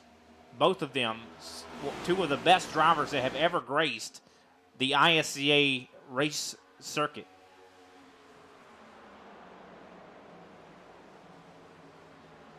Kenny Powell, of course, still battling. Hard with Sousa. Gets tight underneath him. It's got to be frustrating as the fuel window has opened up as we come up closer and closer to 60 laps to go. Yeah, but I think the key right now is going to be tire wear and degradation. These guys pushing these tires so hard, I think right now it's just going to be, they're going to split the difference, Brian. That's what I'm thinking is going to happen. You got to stay out there long enough. You know, everybody wants tires. I mean, right now these guys are just really starting to show that they're tired because they've been fighting. I mean, they just haven't been racing. This is such a physical racetrack. I mean, we talk about it being a short track, mile and a half style racetrack. Well, that makes it to where it's a lot more physical. You got to use the brake a little bit. You got to use that, get up on that wheel. And that could take it out of you. So we see a big send here from Powell. We also have Powell's cockpit camera up on our screen as well, so we can see exactly the looks on his face, facial expressions as he is out, of course, out here racing the race car.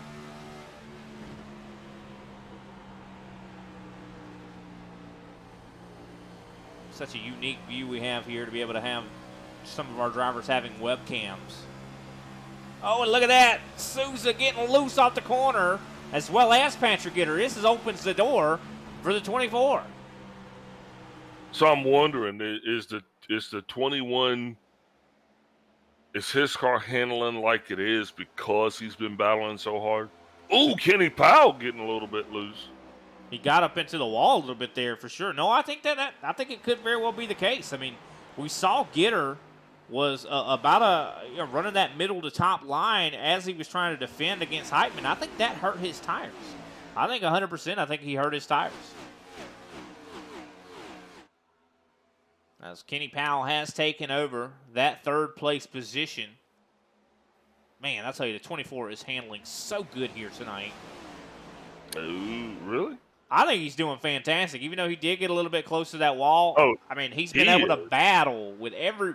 This is probably the best performing we've seen Kenny Powell.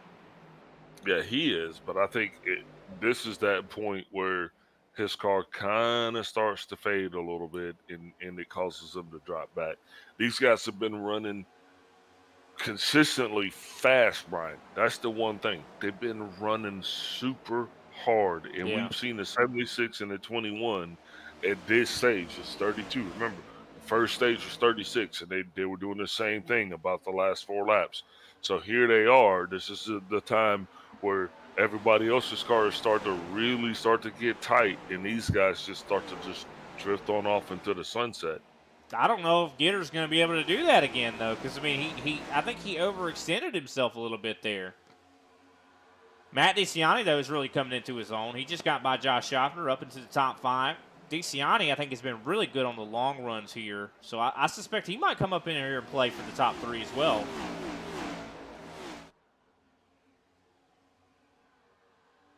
Here comes Souza again, trying once again to get by Kenny Powell. These guys have been battling all race long. Powell really trying to bend that car down towards the bottom of the track. Look at how much Souza's car just really just starts to wobble on him. I mean, he bent it down, but it broke. he tried to bend that pipe, and that pipe didn't want to bend. And a lot of drivers are experiencing that. I mean, this is. I mean, yeah, it's hard to make these things go where you want them to at this stage in the operation. Well, it definitely is. Seems like these guys are starting to really struggle. We're starting to see guys have some loose conditions. As we take a look at the stint, I think a lot of drivers are getting more of a push loose. 35 laps into this thing. This is as much as the stages were. So I think drivers are really going to start to struggle here. I think in the next probably 10 laps or so, I think we're going to see green flag stops. Yeah, definitely. In the next 10 laps, you will probably start to see green flag stops. We are 54 laps to go. What would be manageable would be about 40 to 45 laps. I think that's what guys can actually bend the tires on these things. And right now, they're 36 laps into this stint. And it seems that some drivers are definitely having their hands full. Yeah, 100%. One driver that's definitely not having his hands full is Derek Heitman. I mean, he has just been absolutely fantastic here tonight. Got to give him and the setup shop, of course, and the team he runs for a lot of credit. The Ryko machine, powered machine that he's running very strong here this evening. I mean, you got to know that whenever you're able to come up here and whoop up on Patrick Gitter, you got a really good race car underneath you. But Matt DeCiani challenging possibly to get up into the podium position. He's up in third right now, trying to see if he can take it away from Kenny Powell as we're on lap 116, I should say. And DeCiani, first time he's been on the podium here tonight. And he is really probably has not a care in the world really here tonight. Just considering he's already locked in to the Final Four race there at Phoenix. Yeah, it's got to be a great feeling, though, Brian. You know, just not having to worry about anything. He's just out being here having able to fun. go out there and race. He's just out here just to have fun. I mean, that's got to be just the best feeling ever, just to be like, hey, I'm out here to have a good time. As we're coming up, I do believe, to 50 laps to go. And what a race this has been thus far. It has definitely gone by very quickly. We appreciate everybody out there tuning in and watching us here on the ISCA. Make sure you give us a like and subscribe. And, of course, if you like what you see, we'd love to see you out on the track ourselves and call your name. So make sure you reach out, of course, to Kenny Powell or look up the iRacing Stock Car Association on Facebook. Yeah, especially if you have an iRacing subscription and iRating that's greater than 2,000, probably about $1,000 worth of gear. Yeah, for sure. You're the person we're looking for. That's right. Yeah, 100%. Jeffrey Souza getting really loose that last time, so he is starting to really, really struggle right now. Miller Bonds has worked his way up to 6th place.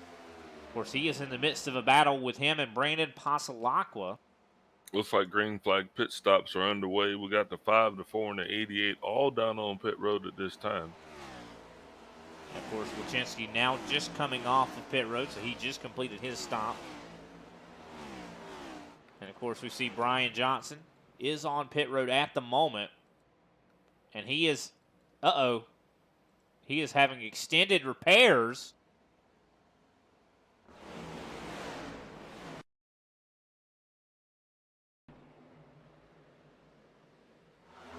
We're going to see exactly what happened here to Brian Johnson. I do believe something else has caused him a little bit of issues here. Going to see exactly what it happened. We see 3 wide behind him. And right here, he was coming up on Jerry Walters. See Allison Nolan a little bit further back, got into the wall. Now, I'm not exactly sure why Brian Johnson ended up on pit road for an extended amount of time. We're trying to figure that out. Yeah, well, he doesn't have required repairs that he's still down there. He's got to be fixing something. Down on pit road now. I think he's fixing to go home. He, of course, is a playoff driver, so I just don't see why he would call it quits now.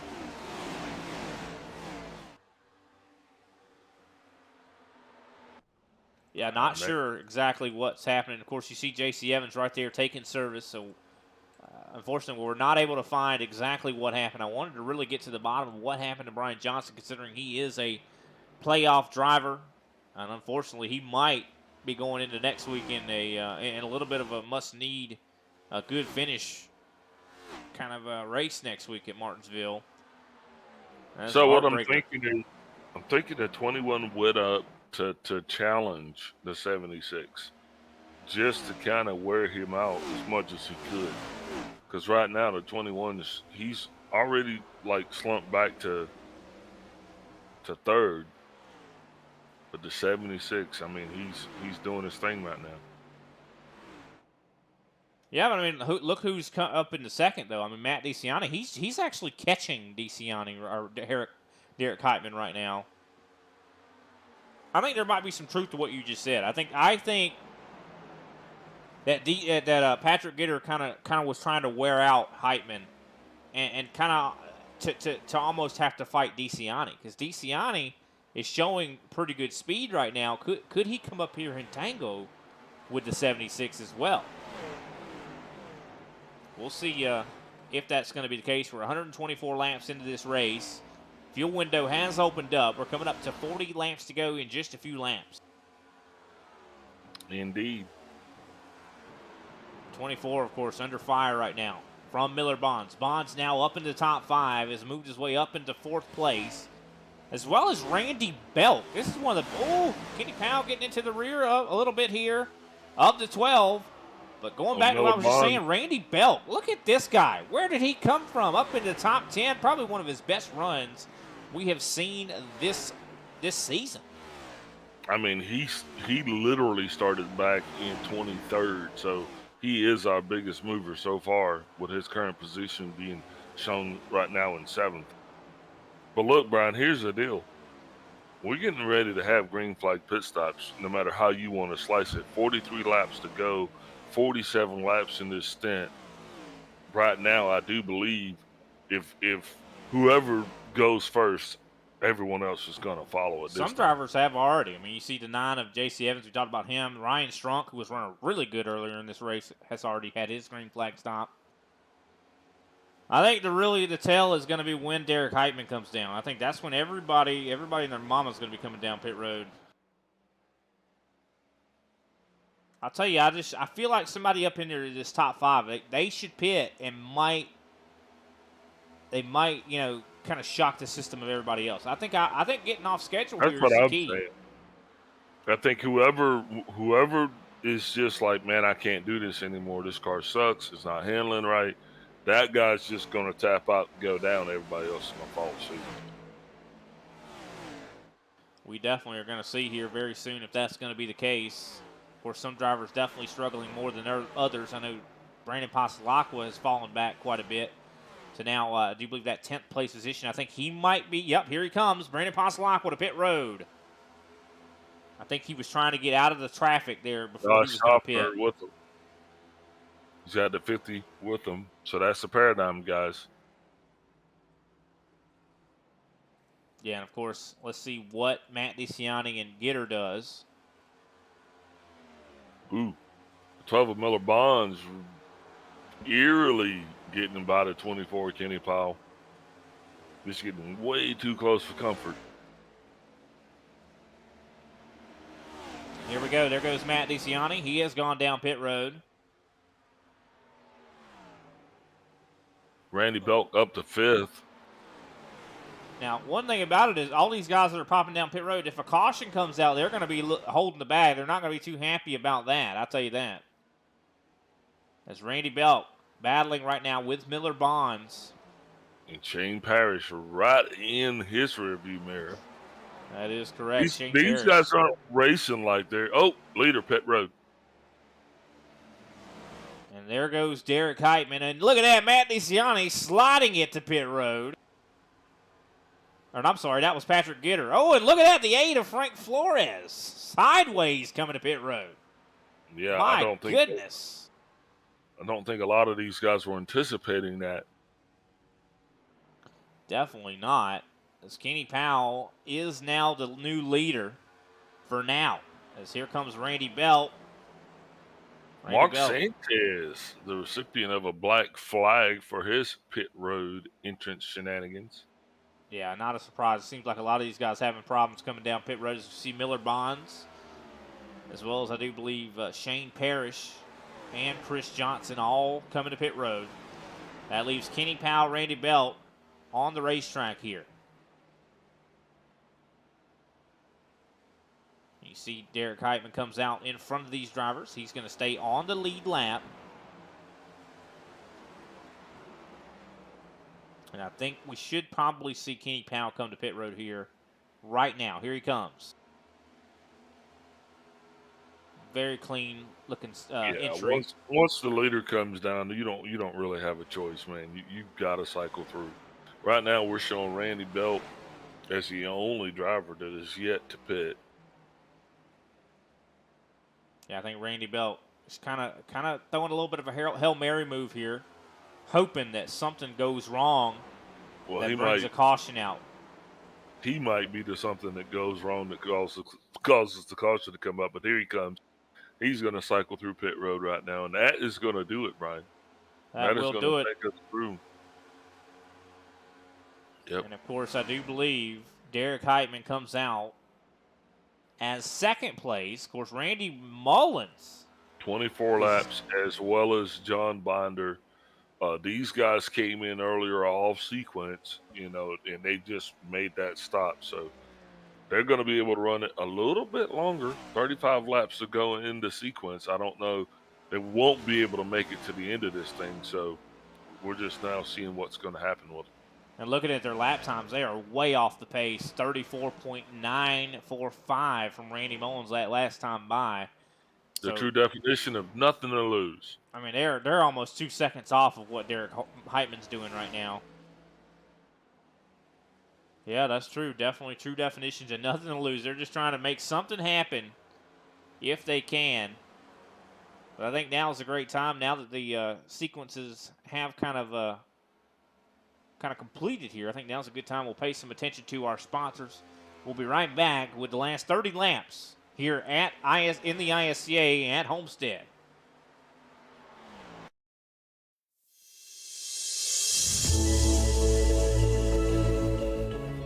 Hey everybody, my name is Warren Maddox. I am the president of Ultimate Experience Outdoors. Our mission, we are dedicated to taking veterans, first responders, youth, and Gold Star family members on outdoor excursions across the country.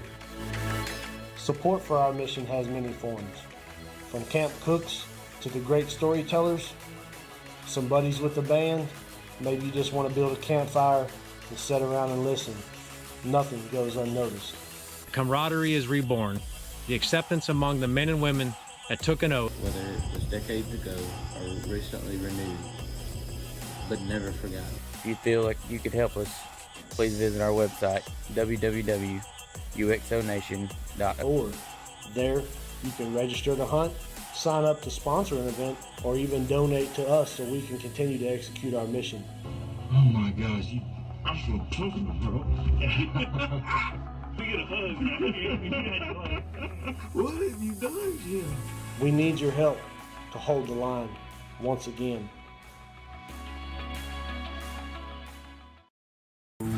We decided it's time to put a different kind of power tool in your hands. Store Mode in the Home Depot app gives you in-store tools made to help you get more done. To guide you every step of the way and explore products quickly with the scan. That way you get the top brands at the best prices without missing a beat. It's made for doing. Download the Home Depot app and see how doers get more done.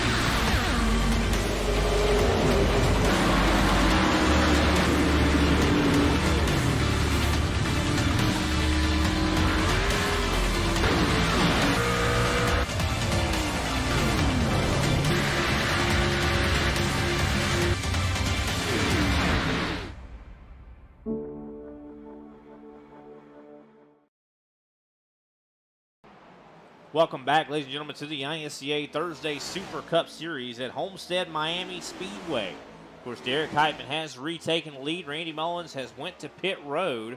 Matt DeCiani, of course, is about 3 seconds back from Heitman at the moment. Of course, Patrick Gitter is about, I think we're 2/10 or 3/10 back from DeCiani as well. Brandon Pasalacqua has made his way up to fourth place. A good recovery for him. Of course, Shane Parrish possibly going to be trying to work his way up and see if he could possibly take that position away from Pasalacqua. It looks like no. Souza has got past Parrish now. Man, it's going to look like, you know, no one's going to want it to end the way it looks now. They're going to want it to change, drastically. Because right now, if it continues to go the way it does, Derek Heitman just runs away with this thing. No, it definitely seems like that is exactly what's happening right now. Of course, could we see possibly a caution as things get, intensify towards the end of this race? Definitely could be the case. Could not be as well, though, as we see Jeffrey Souza challenging, of course, Pasalacqua for that fourth place position. Looks like he has gotten the pass completed very impressed right now with Souza. Greg Wachinski and J.C. Evans on a little bit of a different fuel or pit strategy are starting to get passed by some of the other race cars. That includes Kenny Powell. All of the other race cars. So I'm wondering, because Heitman's not he's not a contender, so maybe Gitter just goes along with this, man, just saying, rather him than anybody else win this thing. Because, I mean, barring some strange turn of events, I mean, it looks like he's going to laugh all the way to the bank with this thing. Well, I think that's exactly what's happening. I think Derek Heitman is just, I don't think that Patrick Gitter's got much of a choice. I just think that Derek Heitman arrived here and just seemed like he was better than Patrick Gitter. Of course, he even started with one hand tied behind his back. I mean, was running in that 8th place position. He qualified. He even said that he bungled qualifying, and it didn't seem to matter that much. But also keep in mind as well, Big Al, I think he just came in here more prepared than a lot of the other drivers as well, considering this is a different track temp than what the officials are. So a lot of these guys that arrived here might not have been prepared for the certain conditions of the racetrack. Ask me the track temp now. What's the track temp now? Well, in the seats it's 81, but on the streets it's 90, son. And that's still a little bit hotter than what we've been seeing in the officials. So, I mean, that just could have something to do with it as well. And but definitely don't want to take any credit away from Heitman. He's just been so quick. And ever since, no matter what team he's on, he's always fast. I mean, it didn't seem, EPI, he was always really fast. I mean, we saw him win a lot of races when he was under that banner. And now that he's under the Prodigy banner, he's been winning races as well. So you love to see it. Matt DeCiani, though, is starting to, of course, catch up just a hair, as well as you see Randy Mullins as well has entered the fray. He is on newer tires here, newest tires, I do believe, in the field, but he is a lap down at the moment. Just a terrible situation here for the 54. He needs to win, and I mean, essentially, and he can't. He's a lap down. Somebody put sugar in their salt shakers, man. That's all I could say about those guys today. It didn't seem like they were having fun. Brandon Pasalacqua, though, pushing the 24. That was a nice little love tap, getting him on around. Kenny Powell now shows himself up in the 5th place. But yeah, it just seemed like those guys have been struggling all day. Just doesn't look like it's fun. Don't look like they're having fun. And it's a big difference when everything is clicking and it's all meshing and, the guys are joking out there in the pits and they're, high-fiving and the steaks aren't overcooked, but not those guys. Yeah, it's not today. I mean, they ran out of gas. The steaks didn't have propane left. They weren't able to cook them. So they were pretty upset today. No, I just think that the conditions have kind of definitely hurt a lot of these drivers, as well as those single file restarts. I don't think that necessarily helped anybody either.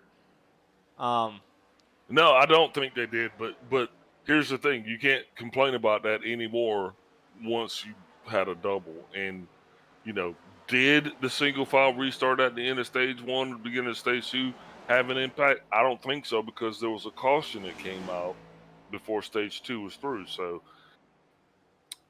no, there was no caution. The caution came out after stage 2 was over, and then the caution 10 laps after stage 2's completion. That's when the one based on a wreck between Brian Johnson and J.C. Evans that came out. Yeah, I'd contest it. Just because I'm a crybaby. Well, I don't think that maybe affected this stage 3, but I just think that I'm sure a lot of the mindsets, it could have affected the mindsets, though, for sure. It's a huge difference, man. If you're starting, say, P12 and you're 12 car lengths back or 6 car lengths back, that's a big difference on the racing surface. No, I definitely agree, for sure. As we see, of course, battles are still on the racetrack. We got Miller Bonds versus Shane Parrish. And it looks like Bonds, for the moment, has defended successfully against Shane Parrish.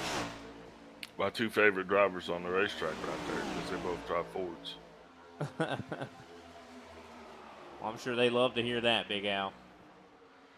Hey, look, man, I'm not trying to be prejudiced or anything, but everybody else is. I'm just joking.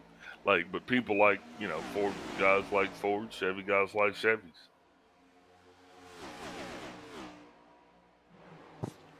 Here we go. Shane Parrish tries to get back to the inside of Miller. Bonds not able to do it. Bonds running the top line, trying to get side by side with Brandon Pasalacqua. Of course, Pasalacqua trying to make something happen on Kenny Powell here. And Jeffrey Souza just kind of trying to drive away here. See if he can bring home an impressive 4th place. But it looks like Bonds now he's going to get past Pasalacqua, and he's clear. That's another driver. Pasalacqua has been somewhat struggling here this week. You know, he started off strong, even qualified strong. I believe Pasalacqua qualified, what, 7th? Okay. That's like Josh Opner qualified really well. I mean, qualified 2nd place. I mean, and he's back in 10th. I mean, he just got by J.C. Evans.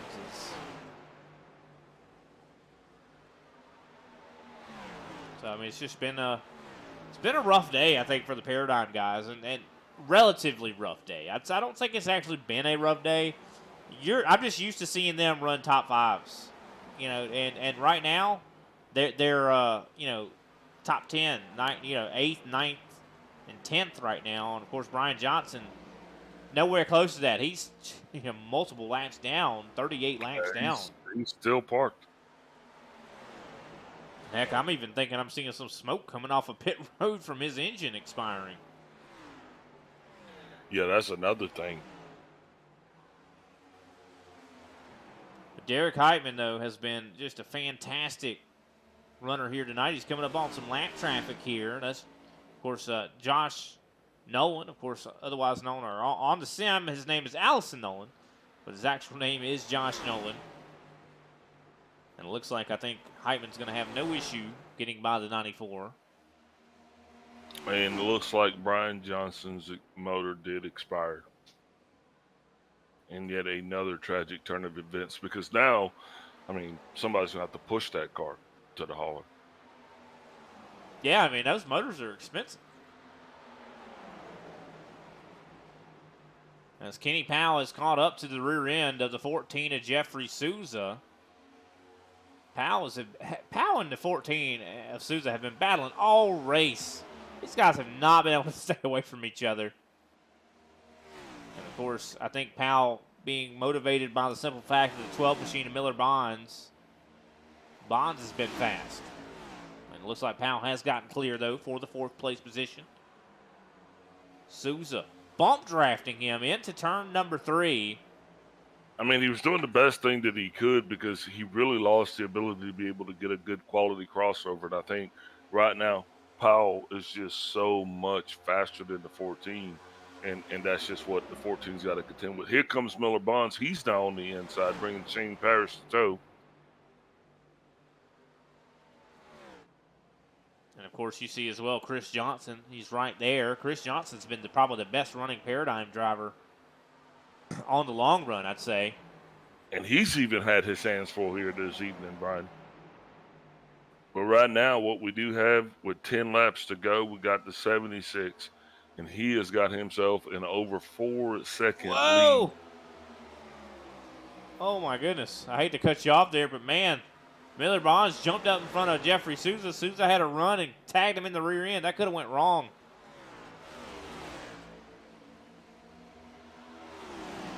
It's still not over yet as you see Shane Parrish coming up to the back of the 12. Could we see a late race caution? That changes everything. We don't see them a lot in the ISCA, but anything could happen when you got guys racing like that. Yeah, I don't need to have one here this evening. That's the last thing anybody wants to see, especially Derek Heitman. He wants to keep doing what he's doing. Right now, he has got the 23 in his sights. 23 car, that's John Binder. Binder will be going 1 lap down. As well as Patrick Gitter, I neglected to mention, has gotten by Matt DeCiani for the 2nd place position. That's Kenny Powell now having to hold off the 66 of Shane Parrish. Parrish trying to make it, of course, an EPI 2, 3, and 4th place finish. If Derek Heitman wasn't here, they would have a 1, 2, 3 if Parrish makes this pass. So that's going to be a oh, we got some blocking further back. That's a lot of blocking right there to 99. That is I'm Chris going to Johnson. tell you, Phillip Barnes is not going to appreciate that. Well, look here. So John Binder right now is in 16th position. He has a leader slowly bringing him in, and then it'll be 15 cars on the lead lap. So over half the field has been lapped here tonight. And this just shows how fast the 76 has been here. As here comes Powell. He's trying to get underneath Parrish. Parrish throwing some blocks here. These guys have started to really, there's no give and take anymore. They know they got to finish where they are. I mean, well, really, Parrish into the outside wall. Powell and Parrish really are not fighting for anything except for glory right now. Fighting for honor, just considering the simple fact they're not in the playoffs anymore. Oh, yeah. Powell up into the 66, a little bit of contact. Can Chris Johnson? Johnson needs points. Can Chris Johnson make a pass here and get a couple more points? Oh, Powell getting tight again. Powell's been tight all night. 5 laps to go before he can actually even get a breather. These guys are actually flying across this track like ping pong balls, Brian. I don't think they actually even have any control over their trajectory. They're just like out there squirting around. They're just doing whatever they can to get positions here. Yeah, now the 99 is going to be on the inside of the 12. Yeah, once again, Chris Johnson tries to attack Miller Bonds. He got past him before, but he was, of course, in the wake of Powell and Parrish, and that has, of course, brought Bonds back into contention. And you got the 23. He just got out of the way, so that means 15 cars on the lead lap. Derek Heitman out to a 5.5 second lead over P2. What are your questions? Definitely no questions at all. He's just been fast. As here comes Powell to the inside of Parrish again. The only thing is that 5.6 second lead could all go to nothing in an instant if we see that yellow, of course, the green flag come back behind the stand and the yellow one come out. But we are getting closer and closer to seeing that white flag as the battle has been really on for this 4th place position. Yeah, but I don't know if Powell's going to... Oh, Powell into the wall hard. That's going to scrub off a lot of speed and put him in prime contact with his former G&G teammate, Chris Johnson. 2 laps to go. Yeah, just not what Powell was wanting at all. Not at all. Powell, of course, I think Powell had a chance to get a top 3 here tonight. He's got a chance to the top 5, so still a really good run for the 24. I mean, the luck he's had recently, I think this is a breath of fresh air for the 24, to be honest with you. All right. The white flag is out. White flag is out, so that means Derek Heitman, one more circuit around this racetrack. He's got 6 seconds now on Patrick Gitter as he comes down the backstretch for the final time. And that means just the next flag. Go ahead. That just means the next flag will end the race. Yeah, that is correct. Next flag will end the race. And, of course, here we go. He comes out of turn number 4 onto the front stretch, and he will win by over 6 seconds. Derek Heitman, awesome just job tonight. Just fantastic run for the 76. I'm sure this is his first time at this track, like you always say. But, man, he got it done here tonight. I guarantee you he's got the 21 and the 1 probably just scratching their heads on what they could have done to try to defeat this 76. As you can see, a big sign of respect coming from the one of Matt DeCioni, coming up to give a little bit of a sign of congratulations to the 76 there. And man, what a race. Only one caution based on an incident here tonight. That is a breath of fresh air, considering next week we're probably going to have probably more cautions than we have had all season at Martinsville. As you can see, Miller Bonds comes up to give a congratulatory bump to, of course, Derek Heitman. And here comes Heitman. He's going to do his burnout. What a race. Good job to Derek Heitman. Able to school the field out here today.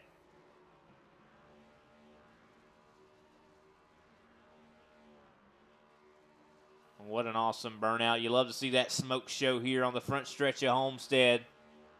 But with that, we're going to go ahead and take a step away. We'll be right back with our post-race show here on the ISCA Thursday Super Cup Series. Line up. And that is correct. You are right. I forgot all about going through the... And, of course, Derek Heitman, your winner here tonight. Patrick Gitter comes home second place. Matt DeCioni in third. Shane Parrish in fourth place. Kenny Powell fifth. Chris Johnson comes home in sixth. Seventh, Miller Bonds. Eighth, Jeffrey Souza. Ninth, Randy Belk. Of course, 11th place, Josh Schaffner. 12th, J.C. Evans. And 13th, Greg Carr. 14th, Frank Flores. 15th, Greg Wojcinski. 16th, Alexander Carr. 17th, Ryan Strunk. 18th, Jerry Walters. 19th, Randy Mullins. 20th, Allison Nolan. 21st, Mark Sanchez. 22nd, John Binder. 23rd, Brian Johnson. Al Koslowski in 24th. Darren Mullins and Paul Olsen round out this 26-car field. With that done, we will step away and get another word from our sponsors. We'll be right back with our post-race show.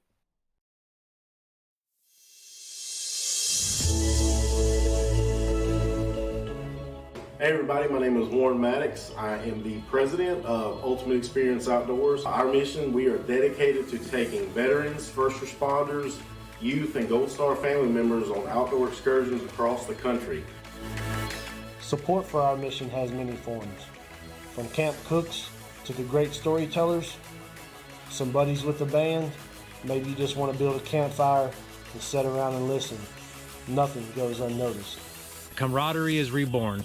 The acceptance among the men and women that took an oath. Whether it was decades ago or recently renewed, but never forgot. If you feel like you could help us, please visit our website, www.uxonation.org. There, you can register to hunt, sign up to sponsor an event, or even donate to us so we can continue to execute our mission. Oh my gosh, I feel comfortable, bro. We get a hug, man. What have you done, Jim? We need your help to hold the line once again.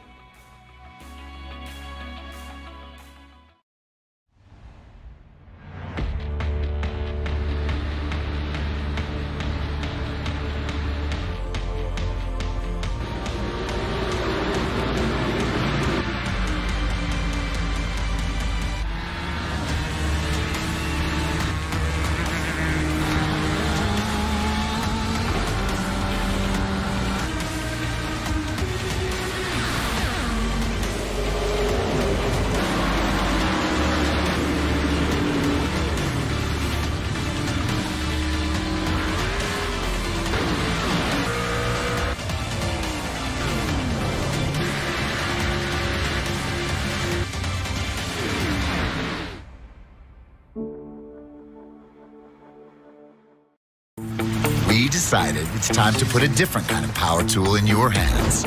Store Mode in the Home Depot app gives you in-store tools made to help you get more done. To guide you every step of the way and explore products quickly with the scan. That way you get the top brands at the best prices without missing a beat. It's made for doing. Download the Home Depot app and see how doers get more done.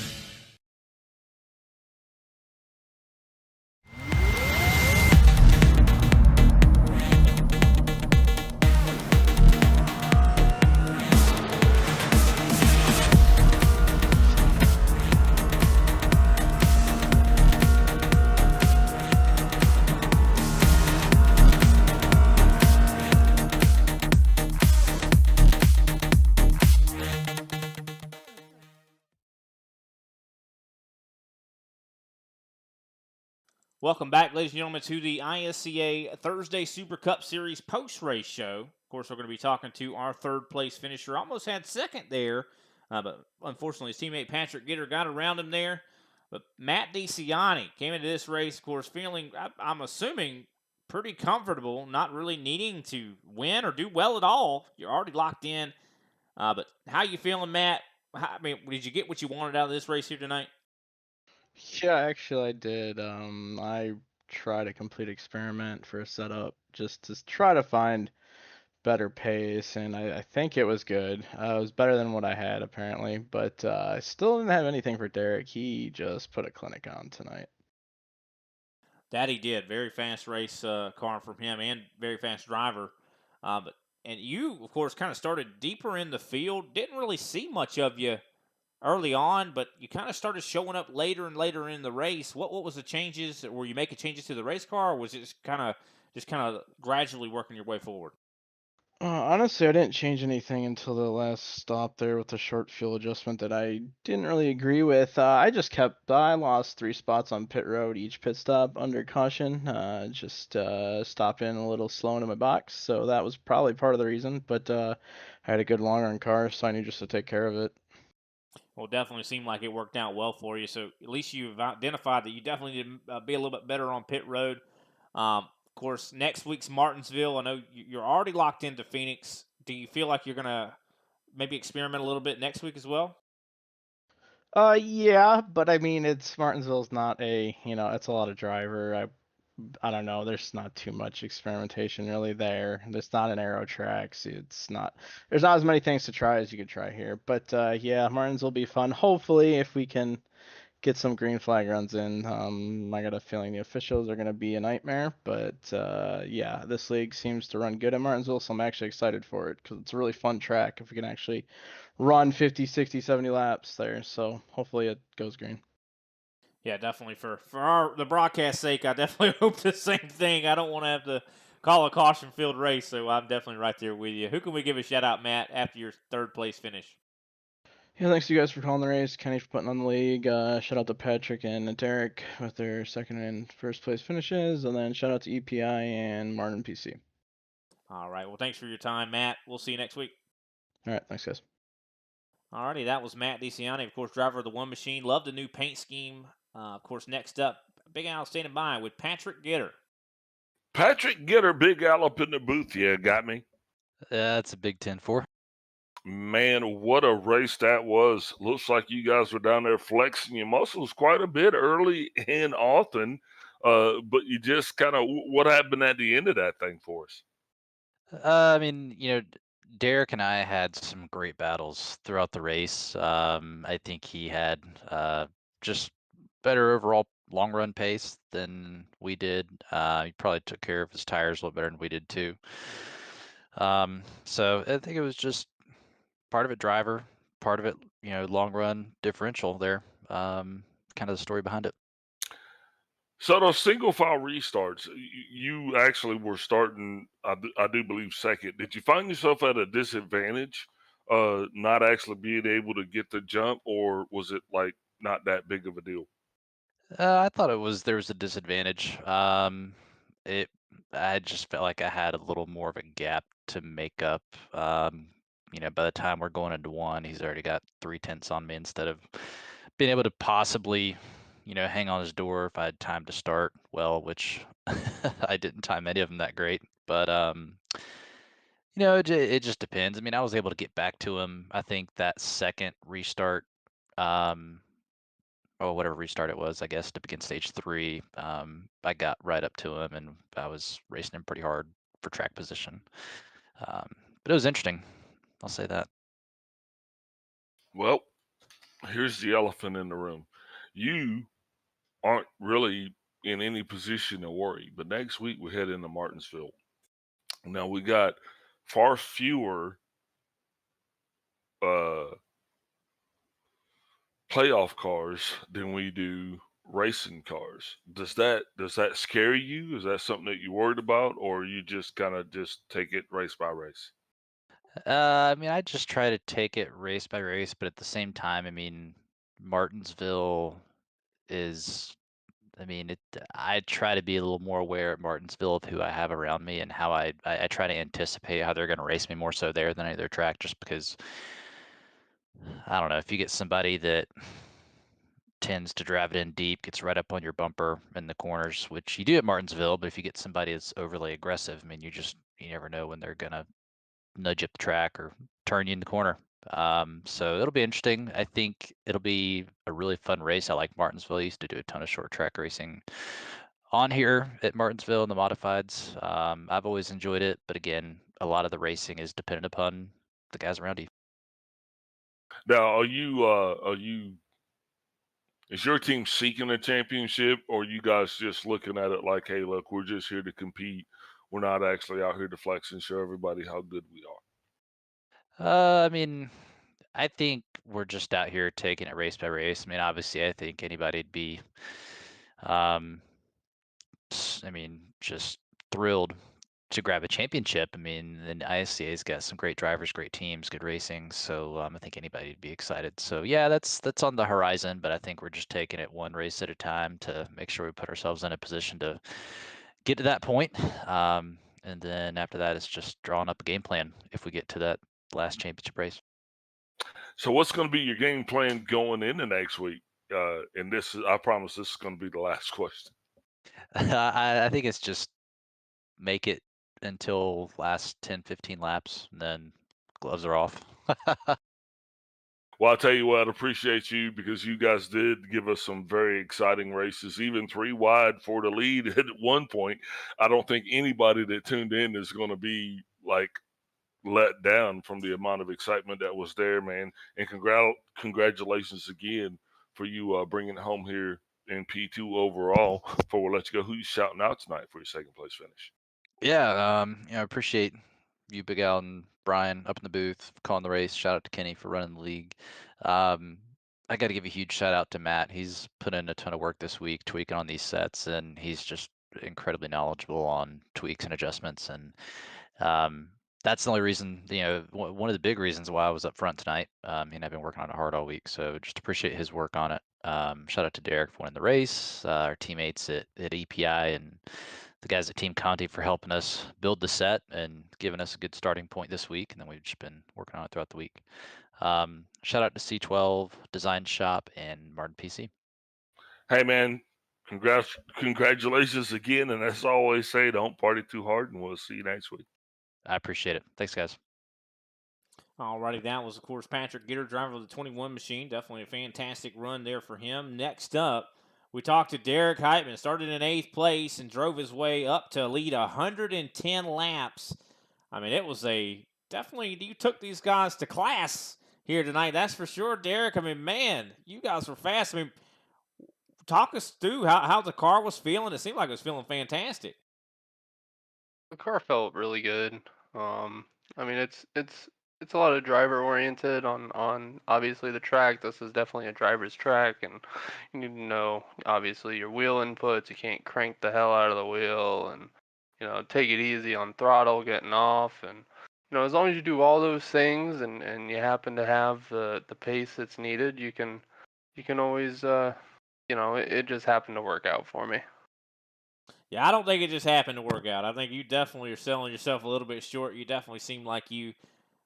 This is a driver's track, and you one heck of a driver. You put it on out there, and very awesome performance to see. You were able to pull out on Patrick Gitter like that. I mean, not a lot of people are capable of doing that to a driver of his kind of standard. And of course, you have actually jumped up even more in iRating. I mean, I remember when we first started in the ISCA, you definitely. You were around that 5,000 area. Now you're over 7,000, man. It looks like the student has become the master. Yeah, I mean, at the same time, I got to give a huge shout out to the guys at Ryko. Ken Byron's done a lot of work. The knowledge that he's provided me, the things he's told me about the car, and the adjustments needed to continue to be fast in the race has really helped a lot. So I mean, all the credit can't go to me. I'd definitely say that I've definitely improved my racecraft over the past 6 months, I would say. Just taking care of the car, being a little bit, more cautious around certain people, and focusing less on actually winning the race and focusing more on just getting good finishes, and that's really where the I rating comes from. Definitely seems like a very good program they got over there for sure. Seems to be working out well for you. Definitely, you put it on display here tonight. That's for sure. But great job to you, man. I know you're not really going for a championship, but you still are definitely coming out here and getting a lot of glory, I'd say, and possibly you're taking some ability for these guys to win their way in. I know some guys tonight needed to win, but still, either way, I definitely am not trying to shame you or anything. Awesome to see you out here putting on a show. You give these guys a goal to kind of look towards to try to get better and stuff like that. So definitely no shame at all in your game. Awesome job to you. Martinsville's coming up next week. Is that going to be your first time going? I got to do it for Big Al, because Big Al, he would kill me if I didn't say, is it going to be your first time going to Martinsville? It's not my first time going to Martinsville, but I'm not a big fan of the track. In public racing, I guess. I mean, it's a great track. It's fun to drive. It's not so great for racecraft. It's just so difficult, it seems like, to get long green flag runs there, or, runs longer than 40, 50 laps, but at the end of the day, this is the ISCA. So anything can happen. We have a lap of, a run of 100 laps. So anything's going to happen. I can't say it's my favorite track. I can't say I race it a whole lot throughout the week, just because I don't like just pacing around the track under caution. But we'll see what happens. Well, we hopefully will get to see you. And like you said, this is definitely one of the cleanest leagues. So you definitely be able to kind of get out there and let those horses kind of run for sure. Well, thanks for your time, Derek. Congratulations on the win. And what a dominant show. I mean, started in 8th, finished 1st, and you definitely earned it for sure. I mean, you had to go through the long runs. You had to do green flag pit stops. I mean, you definitely did not put a tire wrong, except like you said in qualifying. Who can we shout out after this awesome finish? I definitely got to thank NAMI, Northern Alliance on Mental Illness, for their continued research and dedication to help those with mental illnesses. I'd also like to thank No Kid Hungry. They're the main sponsor on the car, of course. They provide over 10,000 meals to children all around the world every single day. Gotta thank Ryko, right? Ken Byron builds an amazing setup. Without him, I probably wouldn't be the driver I am right now. You said it yourself. It's a great program that they have over here. They were able to take me, from one level and stick me up to the next one. And then, shout out to you guys for putting on an amazing broadcast, as always. Kenny for putting on the league. And you know what? Shout out to the whole lobby for having a great race, all the drivers that were here tonight. I think we had, maybe one caution for cause. I mean, that was a fantastic race. So thank you, everybody. All right, Derek. Well, thanks for your time, man, and congratulations once again. Hopefully we'll get to see you at Martinsville and get to talk to you again up here in the booths real soon. Thanks, guys. All righty, that was Derek Heitman, driver of the 76 machine. Definitely a fantastic run here for him, and always a pleasure to talk to him. And what a race altogether, Big Al. I mean, these guys definitely put on a good show, very clean, and difficult racetrack. I expect guys to get a lot looser than they did here at this track. But even though we did see some guys get loose, they were able to keep it still going straight. I mean, we didn't see, taking it from Derek Heitman, we didn't see a whole lot of cautions based on cause. And you're not going to see a lot of cautions in this league. And that's the one thing that's good about it. It allows the strategy to kind of take place. They kind of snuck green flag pit stops in on us tonight, and we didn't even comment on it because, we kind of get used to it. Great race, another one in the books, getting closer and closer to this playoff situation. Next week's going to be Martinsville. Thank everybody for that's watching. Make sure you follow us, like, subscribe. What is it? You give us a like, subscribe, and a follow. We'll appreciate you. That's it, Big Al. But definitely definitely echo that for sure. Make sure you tune in next week, Martinsville, 9 p.m. or 9:15 p.m. Eastern Standard Time is when the stream will actually start. The race itself a little bit after 9:30, so make sure you tune in. That'll be the second to the last race of the Super Cup Championships. You do not want to miss it. We're going to be crowning a champion in a couple weeks, and man, I am so excited. Thanks to everybody for tuning in. We'll see you next time. This has been, of course, the ISCA Thursday Super Cup Series. My name is Brian Britt. Have a great night.